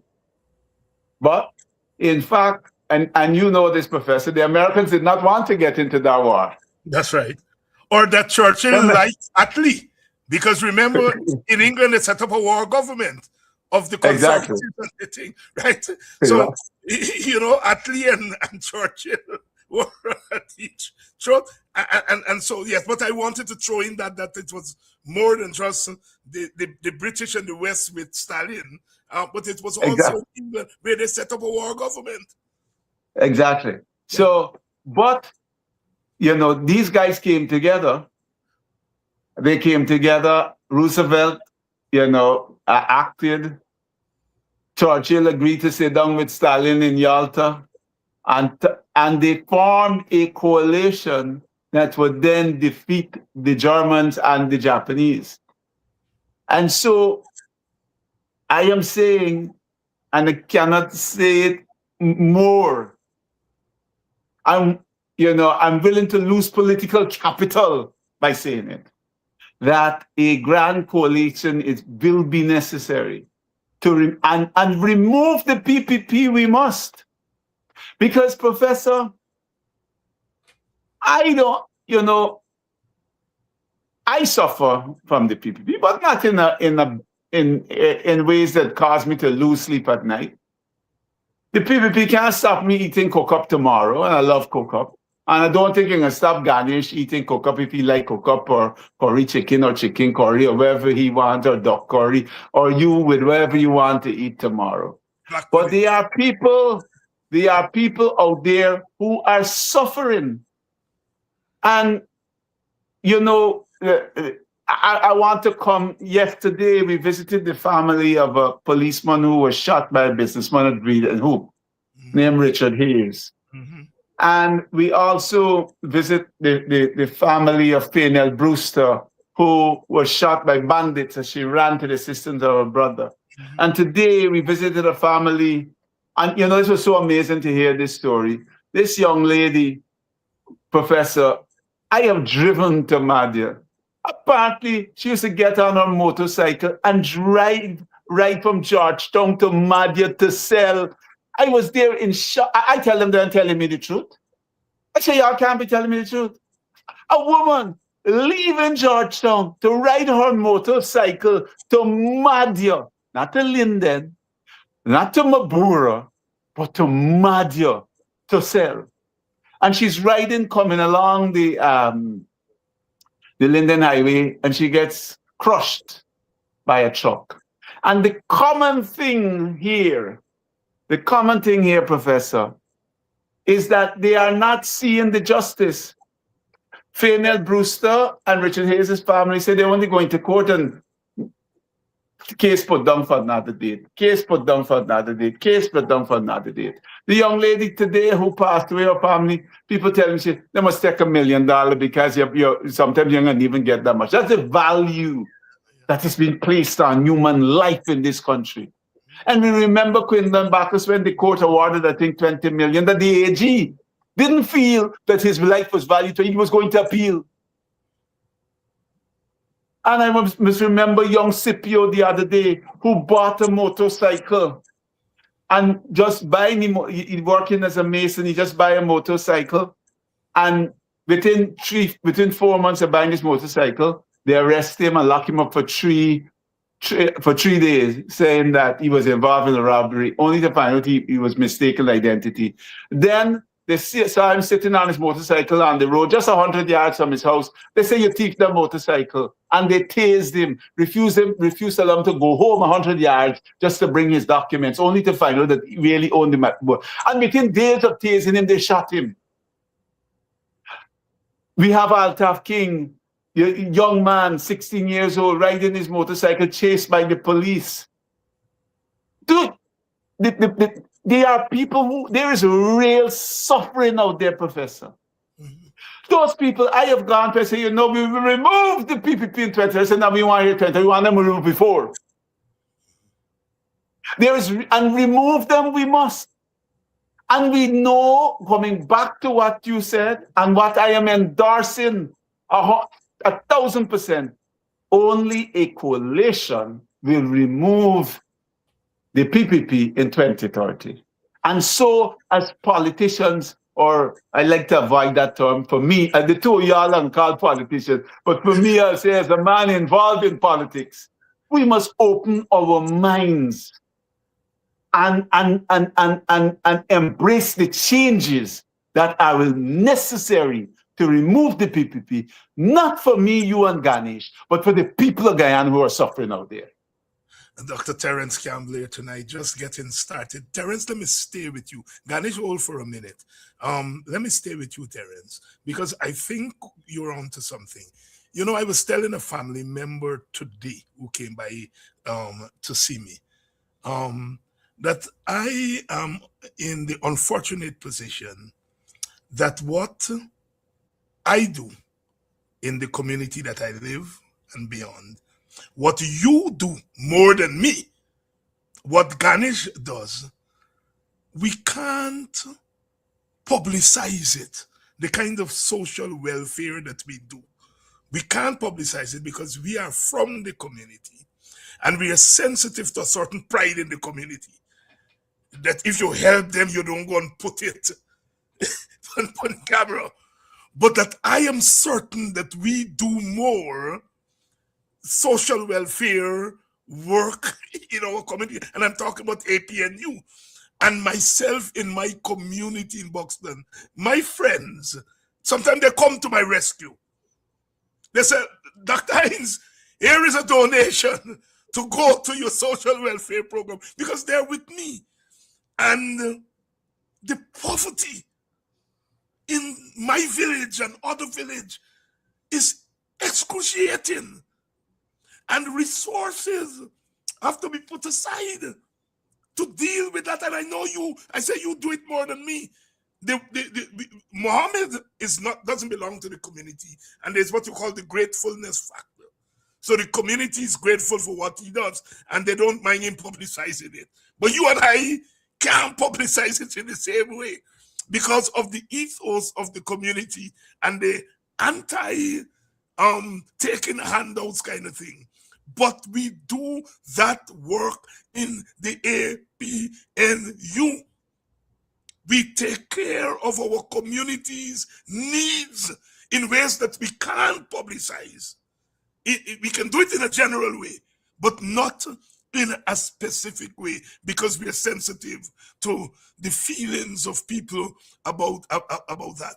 And so I wanted to make that point and to get your comments and Ganesh's comments on that thing, because people often say, well, look what the other man doing, look what this body doing, what the APNU doing. A close friend of mine said, David, you know Mohammed has given you your parliamentary salary?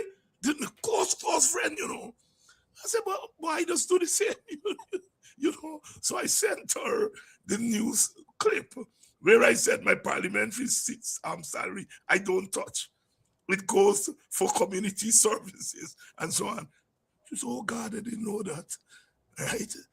How do we navigate the ethos of not shaming people with what we do?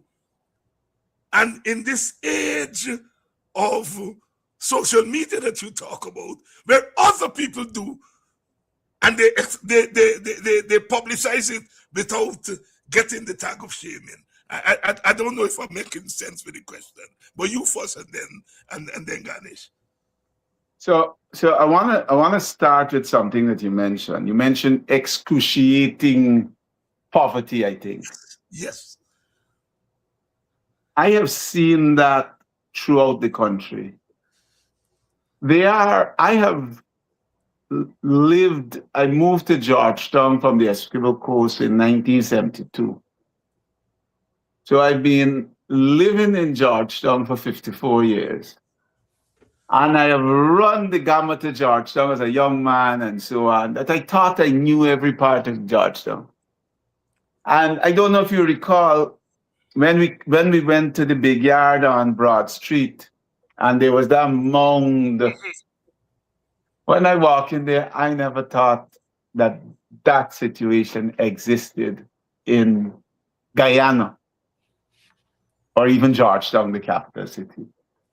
And I've come to understand that they are, not just understand, I've come to see other communities of poverty like those across the country. And we are, I believe, all three of us are in politics because, especially at this time, because we know that that need not be the case with the resources that are now available to this country. But I want to answer your question from a slightly different perspective. And I want to say that I believe that in my life I've given away more money than Muhammad. And I don't say this lightly. I know. But when I left Essequibo and came to Georgetown, my father was Catholic. We used to go to church steady. And when he came to town, we didn't go to church. Until 1970, we never started going to church until about 2000. I have never been, I don't know why. I called him a day and I said, you know what, I'll go. I said, well, let's go on 6 o'clock mass. And so I joined him, right? I never asked him why it was that, and I have some ideas of why he broke away from the church during that period. I think he felt alienated as Catholics from what he saw in Georgetown. But the real reason I'm bringing this up, on the very first day that I went back to church, Father John Prasad, who is now Bishop John Prasad of Mandeville, said, listen, when you do good, you don't have to let people know because God sees it. I'm preaching here now. Yes. So this Judeo-Christian value is about doing good, right? And blessings will flow to you. You don't have to shout about it. God sees it, and God will bless you for what you do. And so over the years, and I've had big arguments with public relations people who says, you need to let people know what you're doing. For about 15 years, I fed the children at Ketley Primary because there was a businessman who had been charged for having anal sex with the young boys. And a foreign NGO came in and said, well, we got to feed these young boys so they won't be vulnerable to people like this. But that NGO lasted 1 year and I picked up that feeding program and I have evidence of it for 15 years, quietly, never saying a word. I cannot tell you the millions I spent. And there are other institutions, like the government is saying they're bringing the first school for autism in this country. There was a private school named Step by Step, and I was involved in supporting Step by Step for years.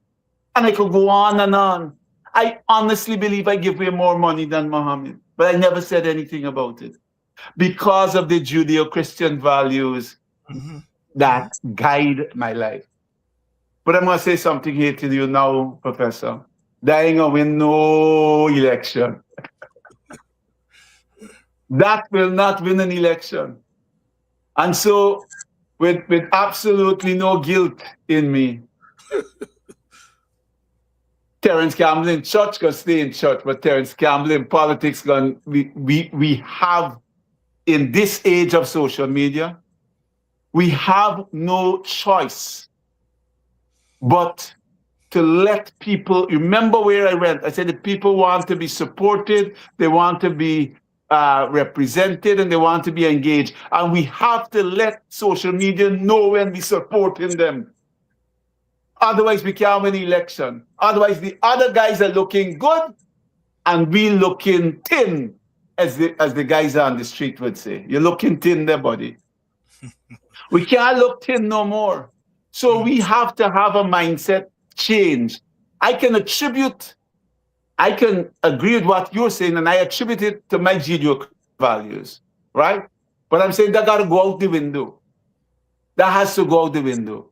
When we support people, the politics, and we got to, Ganesh at the start said the optics of politics that the PPP play. We got to play the same optics of politics. And when we are supporting people, we got to let people know we support it. Look, we are capable of supporting you. And if we could support you and we out of government, imagine the support we're going to give to you when we get into government. Because we understand now that you are the ones we're looking for to get us into government, and we're going to deliver for you once we get in there.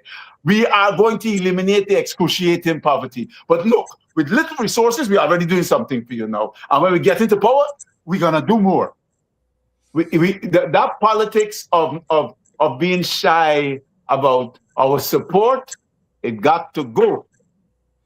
Dr. Terrence Campbell here tonight to the left of David Hines on this issue of thing. And my friend in Buxton, Turkey, a PNC stalwart, he talked about it. Great party. Turkey would agree with you. He quarrels with me all the time because he said, you're doing so much in this community and nobody knows, and so on. He would welcome this comment. To the left of David Hines on this issue, Dr. Terrence Campbell. I still grapple with it. Before I bring in Ganesh Mahaipaul, because I'm interested in Ganesh's take on this, because he comes from a different cultural perspective. And I would like to hear his take on this issue of morality, the Judeo-Christian morality, the African morality, and I would like to hear him. But before I go to Ganesh, on the 6th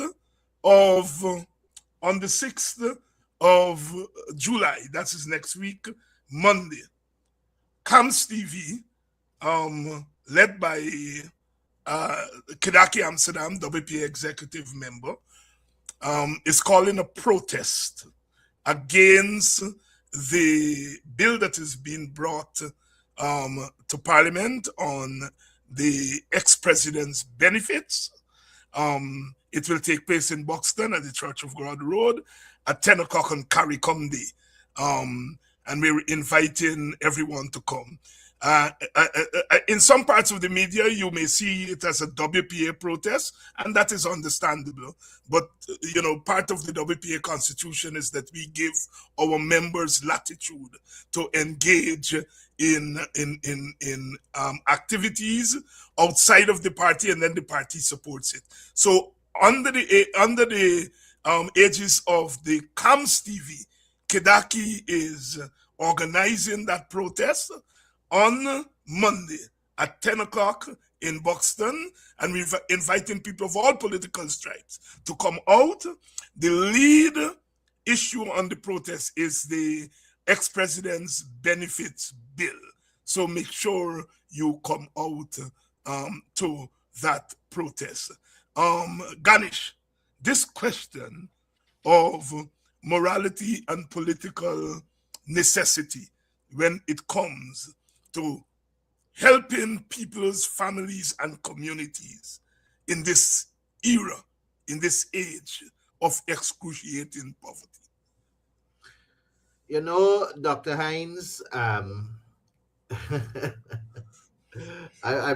twirling in my head because I have to say some things that, to answer this question, of course, I have to say some things that one may view as good and one may view as bad. But let me start off first by saying that Dr. Campbell only spoke about a couple of things that he has done over the years, and he knows that I know of lots more than that. But I'm not even sure if I am supposed to be saying what are those others. But indeed, Dr. Campbell has been a philanthropist, basically. For since I have known him, and I have known him since about 2010, 2009, somewhere thereabout, and he has always been involved in giving. Now, I have spent my entire life in public service. I've never had the opportunity to be involved in any form of business to earn outside of where I earn. So I don't possess the financial ability and authority to take from my pocket and give the way Dr. Campbell can, or you, Dr. Hines, or many other people who do the good work of giving. I have approached many business entities, including Terrence when he was very popular in the business fraternity, for assistance to assist people, because somehow in the minds of our people, they have to come to the politicians for assistance.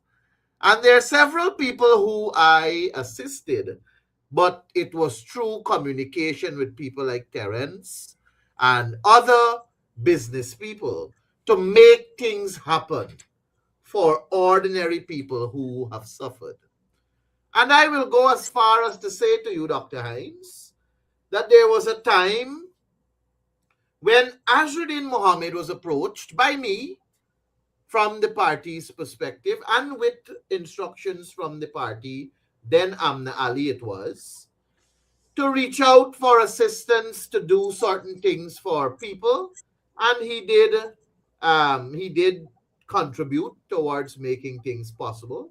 I reached out to Terrence Campbell when he was there with churches also, and got several assistance from him too for various functions to assist various assistance for people across the country, raise funds for several activities that we've had as a party, and parties survive through contribution. Let's make no mistake about that. The PPP is surviving through public thievery. We can see that. And they have so much at their disposal that they engage in public thievery for their survival right now. The opposition, the APNU, we survive based on contribution and donations from majority of the business community that are friendly to the cause. Of course, we can't mention the name. We cannot say is who, because you know how the Guyana context is, right?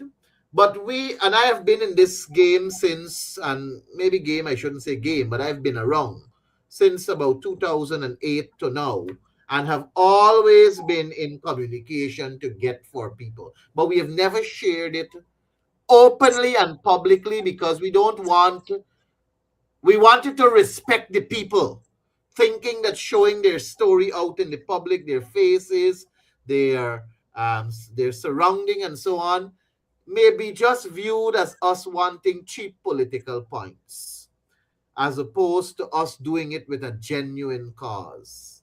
Ganesh Mahaipaul here tonight, and we have gone into Sherrod's time, past Sherrod time, gone into Mark Benshop time, and our audience has stayed with us. Some of them coming from Sherrod now, and so on and so forth. Let's do some rapid responses here, because we have to get in some of these issues. Norton must go. Let me put a disclaimer there. Anytime anybody call a black man ugly and is not worthy of certain thing, David Hines not with you in that corner at all. And the other man named we used to call him For You. And he used to tell his wife, for you I die. Right? If you calling a black man ugly and you saying he's not electable or some code word that he's not worthy because you drink certain way and so on, David Hines not with you. All right? So let me put that disclaimer there as we discuss Aubrey Norton. Right? I once you go down that road, I'm not discussing political faults anymore because you've gone beyond political ideology and faults. And on a normal day, I would not ask this question. But I noticed that even after the election is finished, some of those forces that Ganesh mentioned continue. And when you talk to our people on the ground, you have to say they have done a wonderful job. Because some good people, some people who voted for Aubrey and the APNU say, man, that time, but Aubrey got to go. And so I think it's an important issue that we deal with it in public. And so I know you all wish I didn't ask that question. And I wish that I didn't have to ask that question. But I'm saying I would not be doing justice, even to our supporters. If it were PPP supporters alone, if it were those who go there, and they alone, I would not ask this question tonight. But they've done such a clinical job that they have our own people repeating that mantra. So here's an opportunity for you all to put this thing in perspective. Aubrey Norton must go. Terrence Campbell, you first, and then I want to go first, all right, respectfully. go right ahead. Go right ahead. I want to go first, I before. respectfully. Right. And I will be very short. Yes. Very short and to the point. And my simple answer to that position that Aubrey has to go is Burnham was there and he went his merry way. Desmond Hoyt was there and he went his merry way. Robert Corbin was there and he went his merry way. Granger was there and he went his merry way. And Aubrey is there, and at the time will come when he will have to go his merry way also.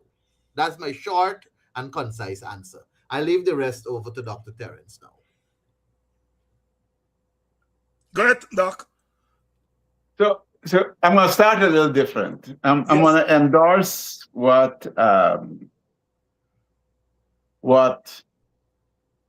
Ganesh has said. But I think a lot of this, there's a point that I want to bring out. I'm going to use this opportunity to bring out. And it's tangentially related to the question. That even within the PNC, as these people argue about leadership and as ideas are advanced about how we get a presidential candidate in the next election, I think people forget where you started from and I endorsed. And it is that a grand coalition is necessary to put the PPP out. And we must open our minds to that grand coalition and how it may come about. And so it does not, I am saying at this point, desperate times require desperate measures. And so before we get wrapped up, I'm going to answer the question, before we get wrapped up in who is the leader of the PNC or who is the presidential candidate of the PNC, it may very well be that the best man to lead us into the next election is David Hinds. And the critical thing about it, the question that must be answered when we talk about leadership is who is best suited to lead a grand coalition into the next election. So sometimes I think we get caught up on this PNC question as if the PNC is the beginning and end all. It will not be. And I am a member of the PNC. I'm firmly in the PNC, both feet planted in the PNC. And so what I say is not to diminish the PNC, but I'd like people to start understanding that when we talk about a grand coalition, it may be that, we got to take David Hinds from the WP or Kidaki from the WP, to lead the coalition going forward. So I want to put that reality check to all the people who are getting caught up with this whole thing about PNC leadership and presidential candidate. And I want to endorse what Ganesh is saying. The leader has said that he will not be in he will not be the presidential candidate. I take him at his word that he will not be the presidential candidate in the next election. He said he'll be 73. And like Ganesh said, every leader has come and gone. Institutions, let me give you an example. I started Church's Chicken from scratch, David, from scratch. I know from the first contract, I know almost every single location they got, how it built, where I go through to build it. I don't think they got a new location that built. I've been out July 30th, it's going to be 2 years. But they're still around, and they still seem to be doing well. And the man who started and know its DNA and every single thing has gone. I have no say in the place. And so we must think about these institutions in that way. There's nobody who is indispensable. And so the leader, Aubrey Norton, is there. And as Ganesh said, as all other leaders have come and gone, so he too will come and go. The question, it is a question of timing, and at what, how. I think the question to be answered is, when is the appropriate time? Because I believe that we had, here's a missing point, and I'm not afraid to go a little deep into this. The results say, an emphasis on the results say, 77,000 people voted for the APNU. The results say that 109,000 people voted for Win. That's 186,000. Close to 220,000 people voted for the APNU AFC in 2020. The population has grown. And so our natural supporters should have been maybe around at 250, 260. So then my question to you is, what happened with the other 60, 70,000 people? They're out there, and they are naturally APNU supporters, but for the reasons, the 5 dimensions, one or several of them, they did not come out to vote. And so the potency remains for the APNU.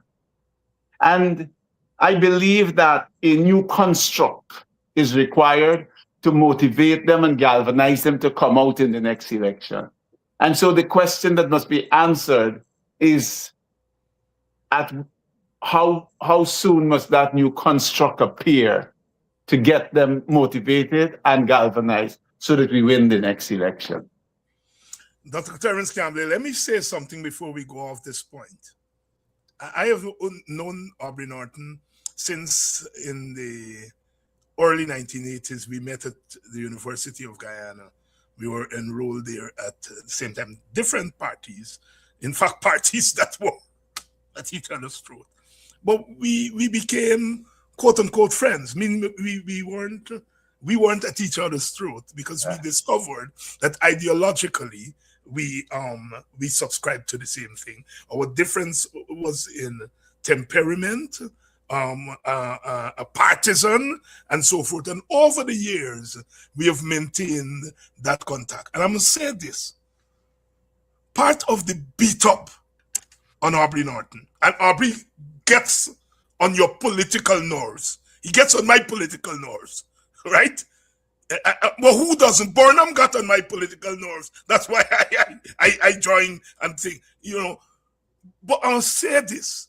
Part of the beat up on Aubrey Norton is that he became the first activist who became leader of the party, that he became leader of the party as an activist, and he continued as an activist. There were activists who became leader of the party and stopped being activists. Aubrey Norton became leader as an activist and continued as an activist.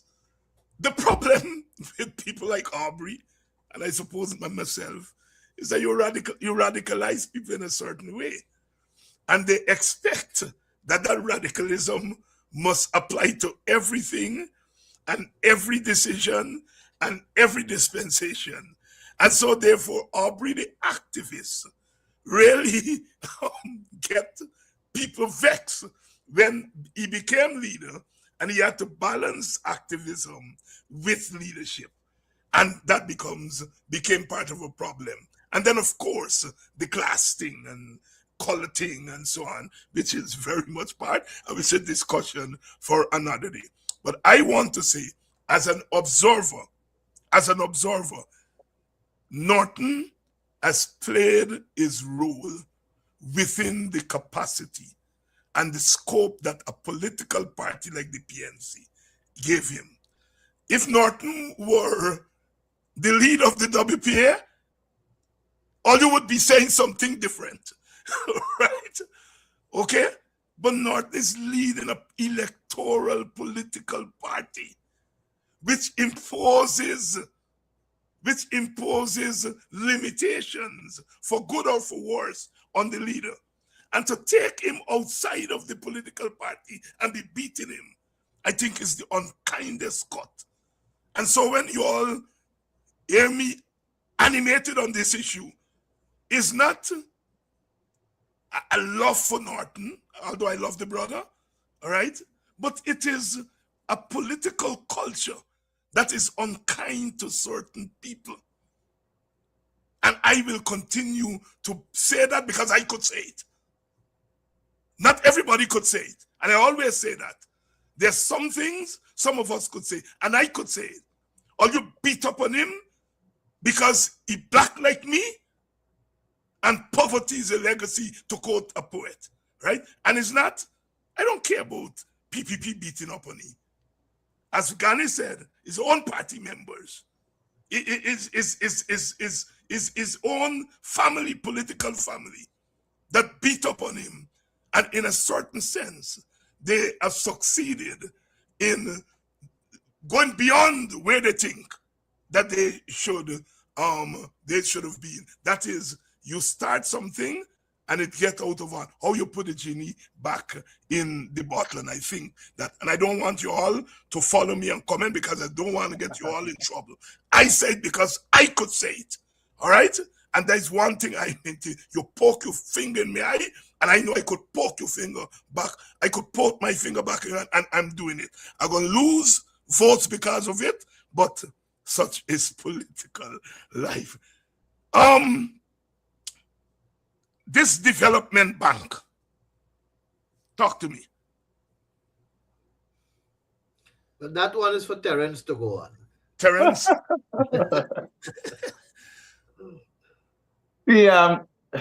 David, we are not, as an APNU team, we're not opposed to the development bank. And the development bank is not a new idea. It was we had a development bank back in 1973. Guy Bank. Under the Guy Bank, under the PNC. And it was an idea that was killed in 1995 by the PPP.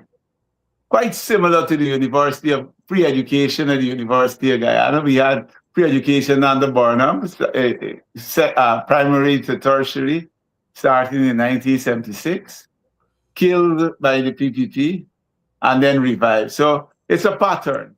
The good things that were established by the PNC, killed by the PPP, and now they realize that these were great ideas, they're bringing them back. Some people make the argument that I want to say a little bit on the history. Some people make the argument that Guy Bank was a failure. Guy Bank had an issue of what in finance terms we call currency immunization. You borrow in foreign exchange, but all of your transactions are in local currency.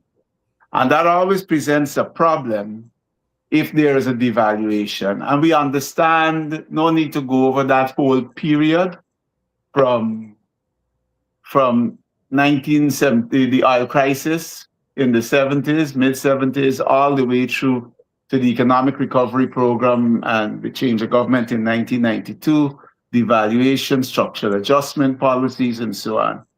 So imagine for a moment, just for the people who are listening, that you borrow $10 US, $100 in today's dollars, that'll be 21,500. Let's say 215 to 1. And you are doing business in Guyana with that $21,500. You're making a 10% return. So you're making $2,150. But there's a devaluation. And the currency moves from 215 to 1 to 430 to 1. So now your debt has gone from $21,500 to $43,000. But in local, you could have serviced that debt when you were making a 10% return of $2,150. But now you can't service the debt because you're still making the $2,150. But the debt has escalated. if the interest rate was 5%, you are paying maybe that would be $1,075, right? Now, with the doubling of the value of the debt, because there's been a devaluation, now it's the same $21.50 that you're making, got to service the entire debt. So you ain't got no money making. And that was the problem at Guy Bank. So they had the debt, they had received foreign funding in foreign currency, but all of their loans and everything was in Guyana dollars. They were not currency immunized. The idea in finance is that if you are selling in Guyana dollars, that's where you're earning your money, then you must borrow in Guyana dollars. You're immunized. But if you can borrow in foreign currency, if you are exporting and earning in foreign currency, because then if there's a devaluation, your debt rises, but so too does your income because you're selling in foreign currency and everything is smooth. So Guy Bank had that problem, and there was a plan advance that the government should take over the debt that Guy Bank had and to allow Guy Bank to continue, and they never followed up on that. They decided to close the institution. So now they have brought back Guy Bank. And in short, there are a number of issues. One, there is a financing gap for entrepreneurs, but $3 million. Now, I'm not opposed, I'm not going to beat up on the $3 million. It's a start, but but I will point out the shortfall, because $3 million, I said that it's for small and medium-sized enterprises. A medium-sized enterprises is determined by up to 25 people, a business employing up to 25 people.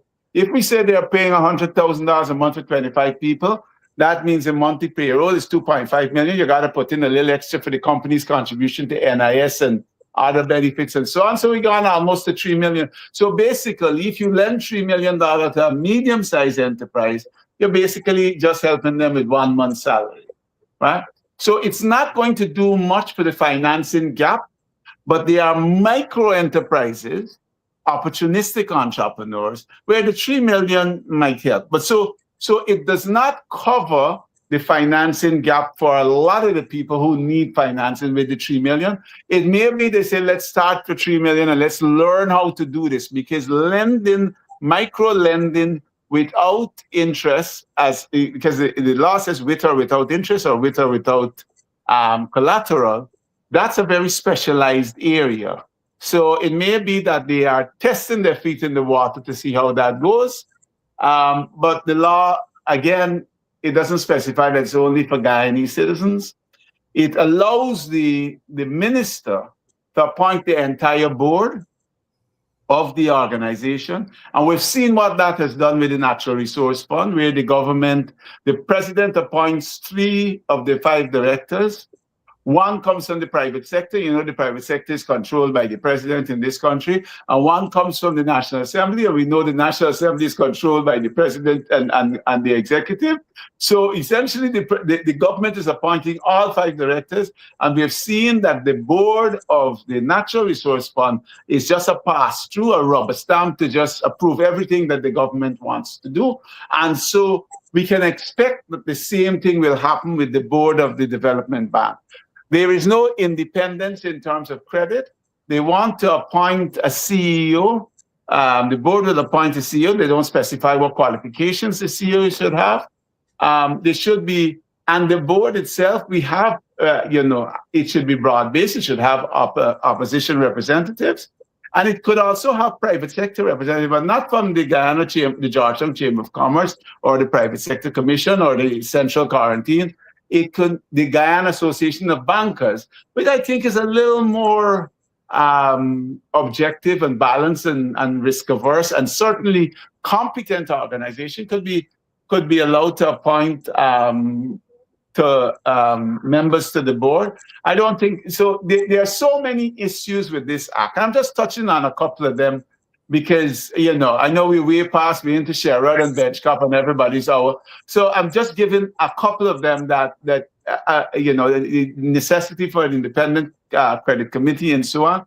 There are a number of problems with the act, and Ganesh and I and the APNU team have already started calling for the bill to be sent to a special select committee to discuss and to enhance it so that what eventually could be brought to the floor would be something that could receive unanimous approval of all the MPs that are there. There is need for development bank. It is what the PNC saw all the way back in the 70s that is being brought back. We're happy to see that the PPP is following up on a PNC idea and acknowledging the wisdom of Forbes Burnham and just bring it to a select committee and let us go through and make some adjustments and bring a bill to the floor that can receive unanimous approval of all the MPs.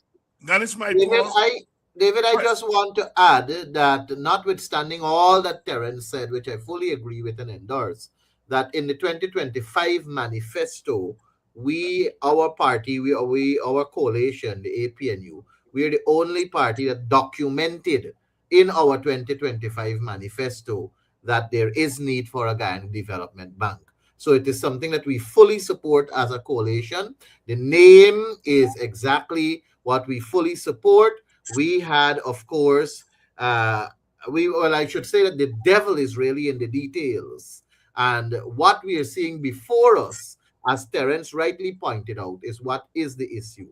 And with or without us, the PPP have the number to pass this bill. We are extending what I would say maturity in this process by writing them officially, which we have done, requesting of them to send this bill to a special select committee. We don't want it to waste any time there. We believe we can deal with this matter in less than 2 weeks and come back to the House and pass a more robust, well hammered out Guyana Development Bank for the benefit of our people. It is not something that we are against. We just want to ensure that we put corrective measures in place to safeguard all the points that Terrence made so that it can benefit the people of our country. And we hope that the PPP sees the maturity in sending it to the Special Select Committee so that we can come out with a bill that can enjoy the support of the entire House. Mind you, we went to Special Select Committee with the Single Windows Bill. It was a bill that we had called for it to go to a Special Select Committee.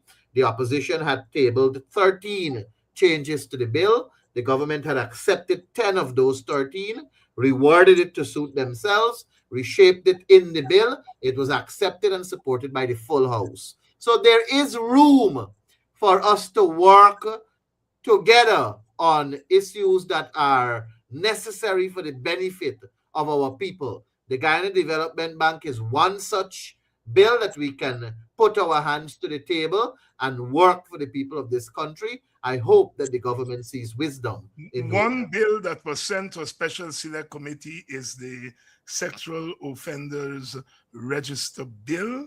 After about a week of outcry, the government said they're sending it to a special select committee. Talk to us about your position on that bill, Ganesh.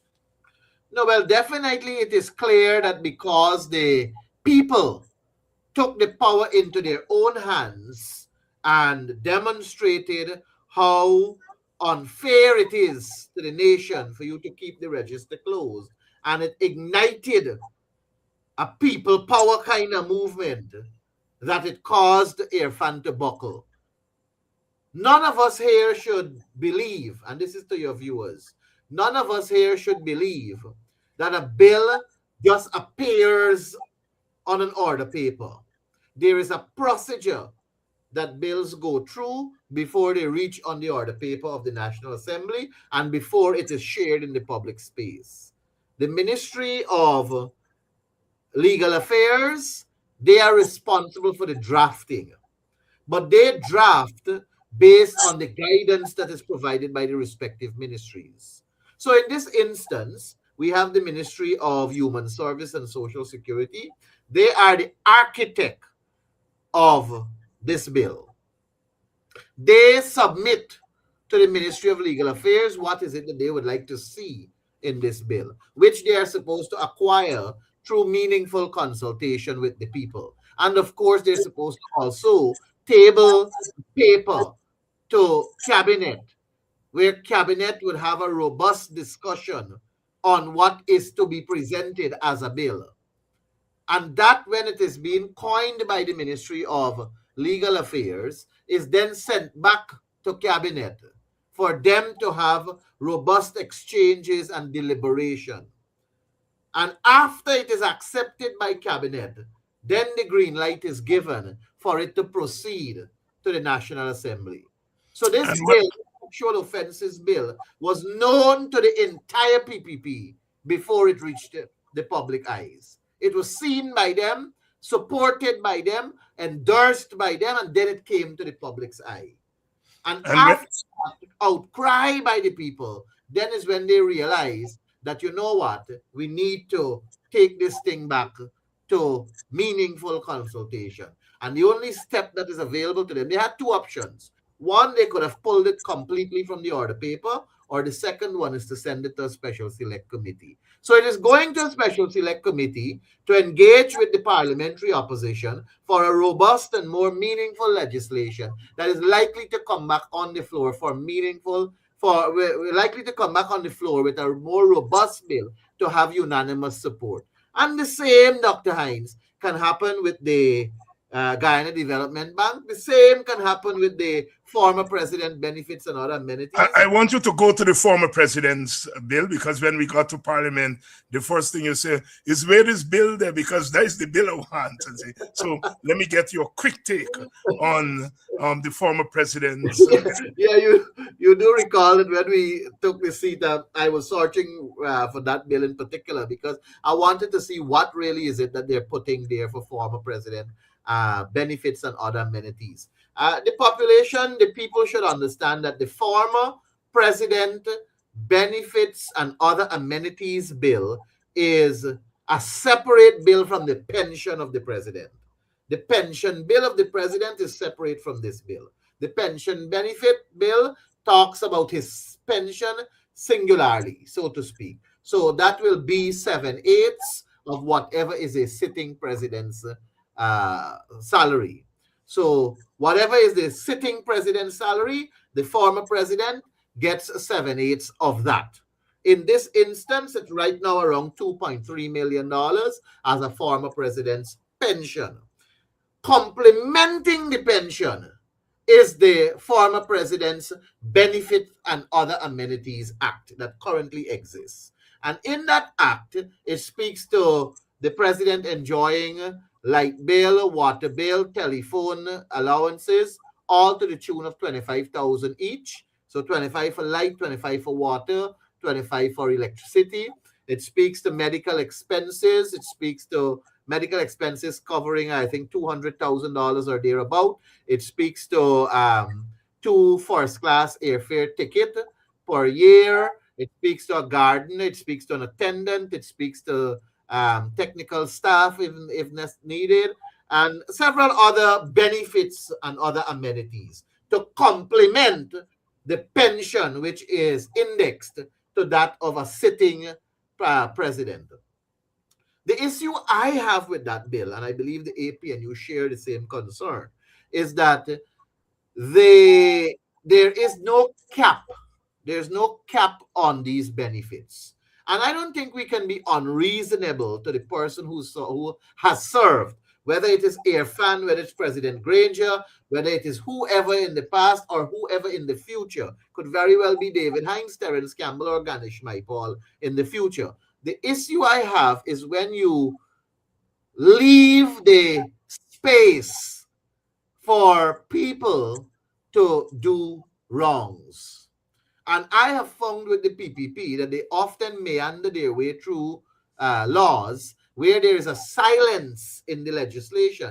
They then put their own interpretation and they capitalize on it to maximize whatever benefit should go their way at the expense of the ordinary Guyanese. Can you imagine saying to Irfan that, well, not Irfan alone, but all former presidents, that they enjoy any amount of state vehicle maintained by the state, any amount of traveling out of the country to go where? He wants to go to China to probably see Xi Jinping, and he wants to do it once a month. For 12 months, we must pay That's what the law is in its current construct. Uncapped benefit, uncapped facilities and other amenities. And I am saying that we don't have to be unreasonable. But if it goes to a special select committee, we can have reasonable dialogue and we can come out with reasonable positions that can be accepted by the entire House.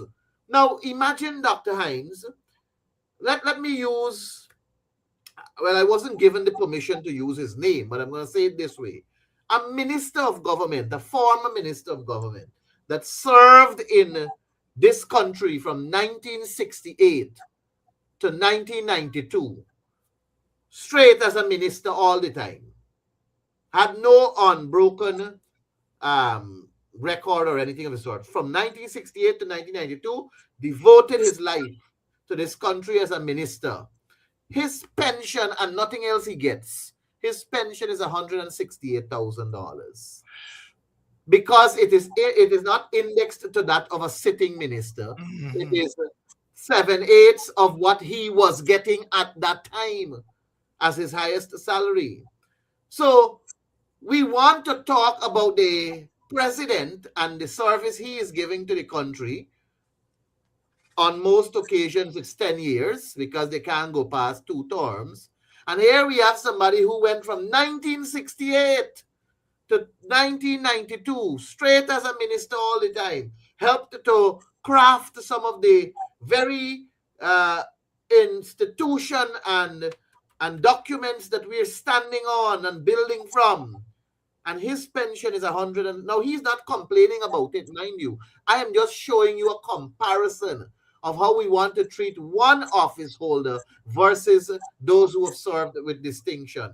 Look, I saw Vindi Prasad, the very minister that you have spoken about, who sits quietly in the House, and I do believe and share the same view that I think she has a genuine love for wanting to do good, but she's just trapped in that place there. Her father gave 41 years of service to the National Assembly. 41 years, was a minister. His highest salary was that of a minister. And his pension when he came off did not exceed 100, and I think it was 170 or 170 something thousand. It didn't reach $200,000. And 41 years of service he gave, and he reached to the highest office of being a minister. He was the deputy speaker of the House too. Another person I know who has served, his salary is $55,000, his benefit salary. I'm saying all of this to say to you, Dr. Hines, how can you in good conscience, how can you in an act to try to fix what you claim ought to be fixed, look at it from the narrow lens or the narrow eyesight of just dealing with one office, when you have the highest office holders in this country that equally deserve to live with dignity after serving for how many years or for serving for decades? They equally deserve to live with dignity. So I think the bill is, in its current construct, an unfair bill to the Guyanese people. I think we can look at it from a more holistic standpoint, and we should seek to address the matter more broadly to deal with not just one single office, but service to the people who have served before, who have gone before us, who have toiled in the soil to put Guyana where we are currently. They deserve to live in dignity too. Ganesh, Mahaipaul, there, Terrence, let me come to you. The government has come back to the National Assembly a mere 4 months after the passage of a $1.558, I think, trillion budget, and is asking for more money. Where does the APNU stand on that? In politics, you don't always answer the question you ask. You digress a little bit. But I want to go back to your discussion with the former president's bill. And Ganesh was pointing out to excesses when, a new president, a retired president may want 10 Land Cruisers for himself, and it's unlimited. We have an example. When President Jacques Dieu was an opposition leader, the issue came up of him paying taxes on rent income for property that he owned. And he made the claim that as a former president, and it was an unjustified claim, that as a former president, he didn't have to pay taxes on that rent. The law is he doesn't have to pay tax on his pension, but he extended it. So we don't have to look far to see abuse, even when the law does not say so. So we can only imagine what would happen when the law says that it's unlimited. There is a clause in the 2015 Act that not many people have addressed in the public domain, David. And that clause says that if the former president has been convicted of a crime, I think, I don't remember if it applied the level of seriousness to the crime, that he no longer gets these benefits. And the PPP has taken that out. And I think there's an important message in there.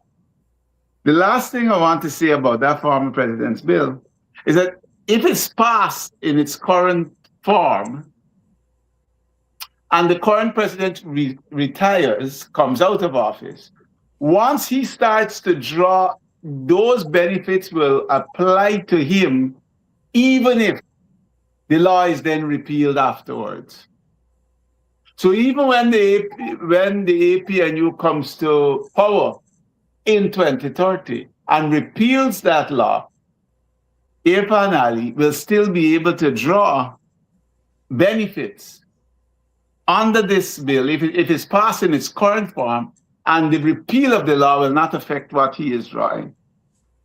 So these are some important things that I think that have not really been parsed in the public domain. But I come to your question, and I'm going to answer it broadly. It is a sign, very, very broad. It is a sign of poor planning that after you pass a 1.55 trillion budget, that in less than 4 months after you pass it, or just about 4 months after you pass it, you are coming back for another $55 billion. In fact, in the budget, I believe it's 10 billion, roughly 10 billion allocated to the gas to energy project. And Professor, your planning was so bad, so terrible, that you come back for 19 billion. 19. Two time. I mean, I spoke about conventions earlier. Man, this level of poor planning, there should be a convention that the government should resign immediately, or at least the Minister of Finance should go.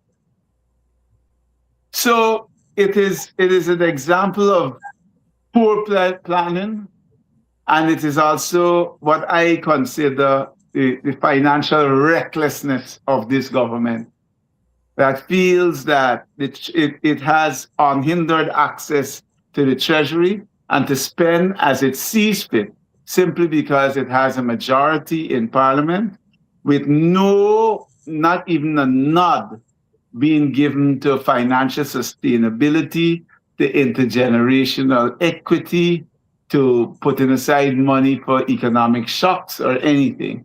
This is a cabal-driven budget and a cabal-driven supplementary request on the taxpayers of Guyana. And Dr. Terrence Campbell there. And Terrence, one last question I'm asking you before we go. We have gone for 3 hours. This is a marathon, and we have kept our audience. This is amazing tonight. Terrence, you got 2 friends. Well, one friend, that is me friend too. She just called me and said, big brother, I want to run this thing by you. You know what we're talking about. Simona is your friend. Yeah. One is me friend. All right. And I tell Simona, your place is in this family. Amanza is my friend too, right? I just take up my wild cane punchy one time, but you know, say I love you still, Professor. All right, Doc, I love you still. And I know that you have a strong view on those two individuals and where they ought to be politically. Talk to us about that. You know, I I I think that, let me go broader than just the ELP of Simona Brooms, than the Forward Guyana movement of Amanza. I would even go add throw the AFC in there. Hmm. Hmm. And again, maybe for the fourth or fifth time, I say, I'll go back to where you started the dialogues. We will all have to come together to remove this wicked PPP government. We will all have to, and maybe this is where Judeo-Christian values might be might be an advantage. We will all have to learn to forgive. Right? The Judeo-Christian value was a handicap when we scared to show how we supporting our people. But maybe this is where it could be an advantage, that we will all have to learn to forgive each other, whatever hurt it is that we feeling, right? Or as a, or you know, let me use the local gap. We got to stop being in with feelings and sit down and work together. And I will say this, because like you, sometimes I'm a man feel that I got license to say what I want. I would say that if we think working along with Simona or working along with Amanza is a no-go situation, then we are doomed. Because that grand coalition may have people who would more evoke feelings in us than Amanza and Simona. To me, they're the least of our problems about what such a future coalition may have to look like. Ganesh Mahaipaul, I didn't, sorry, I thought you were finished. No, go on to the guy. Ganesh, I didn't intend for you to weigh in on this, but that would be politically incorrect. Are you in your feelings when it comes to Simona and the AFC and Amanza? Talk to me. Well, I think, Dr. Hines, that you have known me for quite some time. We shared the political stage in 2011, you remember quite vividly, at Plaisance and Yes. other areas. Terrence is correct. There is need for us to recognize that, and you are correct too, there is need for us to recognize that unseating the PPP is what is more important than anything else at this point in time. And history has shown us that a grand coalition is indeed necessary for us to achieve that. And Amanza is not an enemy to the PNC, as I do believe Simona Brooms is not an enemy to the PNC either. They are people within their own rights in their own parties that they have formed, and they're looking for support for their own party. They're looking for presence in the political space that is there. And in their act of looking for presence, they are trying to grab from the PNC, and that is what is antagonizing the PNC main support, the PNC diehards, if I may use it that way. You know, it's not easy. You got to guard your turf. You got to guard your base, as you rightly said, protect your base. And clearly, Amanza and Simona, they're throwing their bait and they're fishing in the PNC waters, and that can be antagonistic to diehard PNC. But I say to you, I say to Terrence, and I say to the viewership, they're not real enemies of the PNC. They're not real enemies of a grand coalition. A grand coalition is what will indeed unseat the PPP. And I believe at the right time, we are going to achieve that grand coalition to unseat the PPP and take our rightful place in government. On that note, I think is quite appropriate for us to bring this conversation to an end. For now, I'm so glad that you all accepted the invitation to come on to this program. Like I said, we've been going for 3 hours. I know this audience very well, and I know that they could take the APNU for 3 hours. And I deliberately, as an old political hand, I deliberately took this program to the length tonight to really test the relationship between the APNU coalition and our supporters. I'll give you each 40 seconds. Closing thoughts. I'll start with you, Terrence. Coalition. You know, let me say this. Hold on. Winston Churchill went to the boys at Eton, and suppose he only said but 7 words in his speech, and then he sat down. Never give up.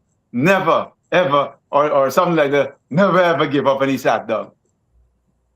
In my 40 seconds, coalition, coalition, coalition. Coalition, coalition, coalition will take us to victory. Good night. In addition to what Terrence said, I want to appeal to our people. Don't fight with others that are sharing the same views as you in the public space. There are different ways and means of us getting our points over. And Dr. Hines, you and I fighting in the public space will do us both no good, nor our parties any good. Terrence and I fighting in the public space will not do the people who depend on us any good. So my appeal to all those who are against the wicked, cantankerous, devious, diabolical, and dangerous People's Progressive Party, getting them out of government requires us not to fight each other in the public space. We must build, strengthen our base, and move in the direction of unseating them. And I think I took 30 seconds of saying that. So you have the last 10 now. And I will take the last 10 to say why I am proud to be a Guyanese and a West Indian. Winston Churchill has been cited here tonight more than once by our brother Terrence Campbell. And I want to tell our audience, when England was facing its worst times, Winston Churchill called on the words of a West Indian, Claude McKay, if we must die, then let it not be like hogs, hunted and penned in an inglorious spot, while round us bark the mad and hungry dogs, making their mock at our accursed lot. Claude McKay, the poet from Jamaica, cited by the warlord of the West in the 1940s. Today in Guyana, well, I would get off if I say if we must die, let it not be like hogs, because then I can't anchor us. But they will drive fear in some other people if they cite those fighting words of Claude McKay. Immortal, with our backs to the wall, dying, but fighting back. Claude McKay, you learned something here tonight. My brothers, thank you very much. My leaders, thank you very much. We shall prevail. Always, always. Thanks much. Thank you, Dr. Hines. And to you, our audience, all I can say as we go, I love you all. Keep the faith. Keep the faith. There is nothing under the sun that we can do without faith. Nothing we can't do without faith. Love as always. We're going to do this together as we've always done.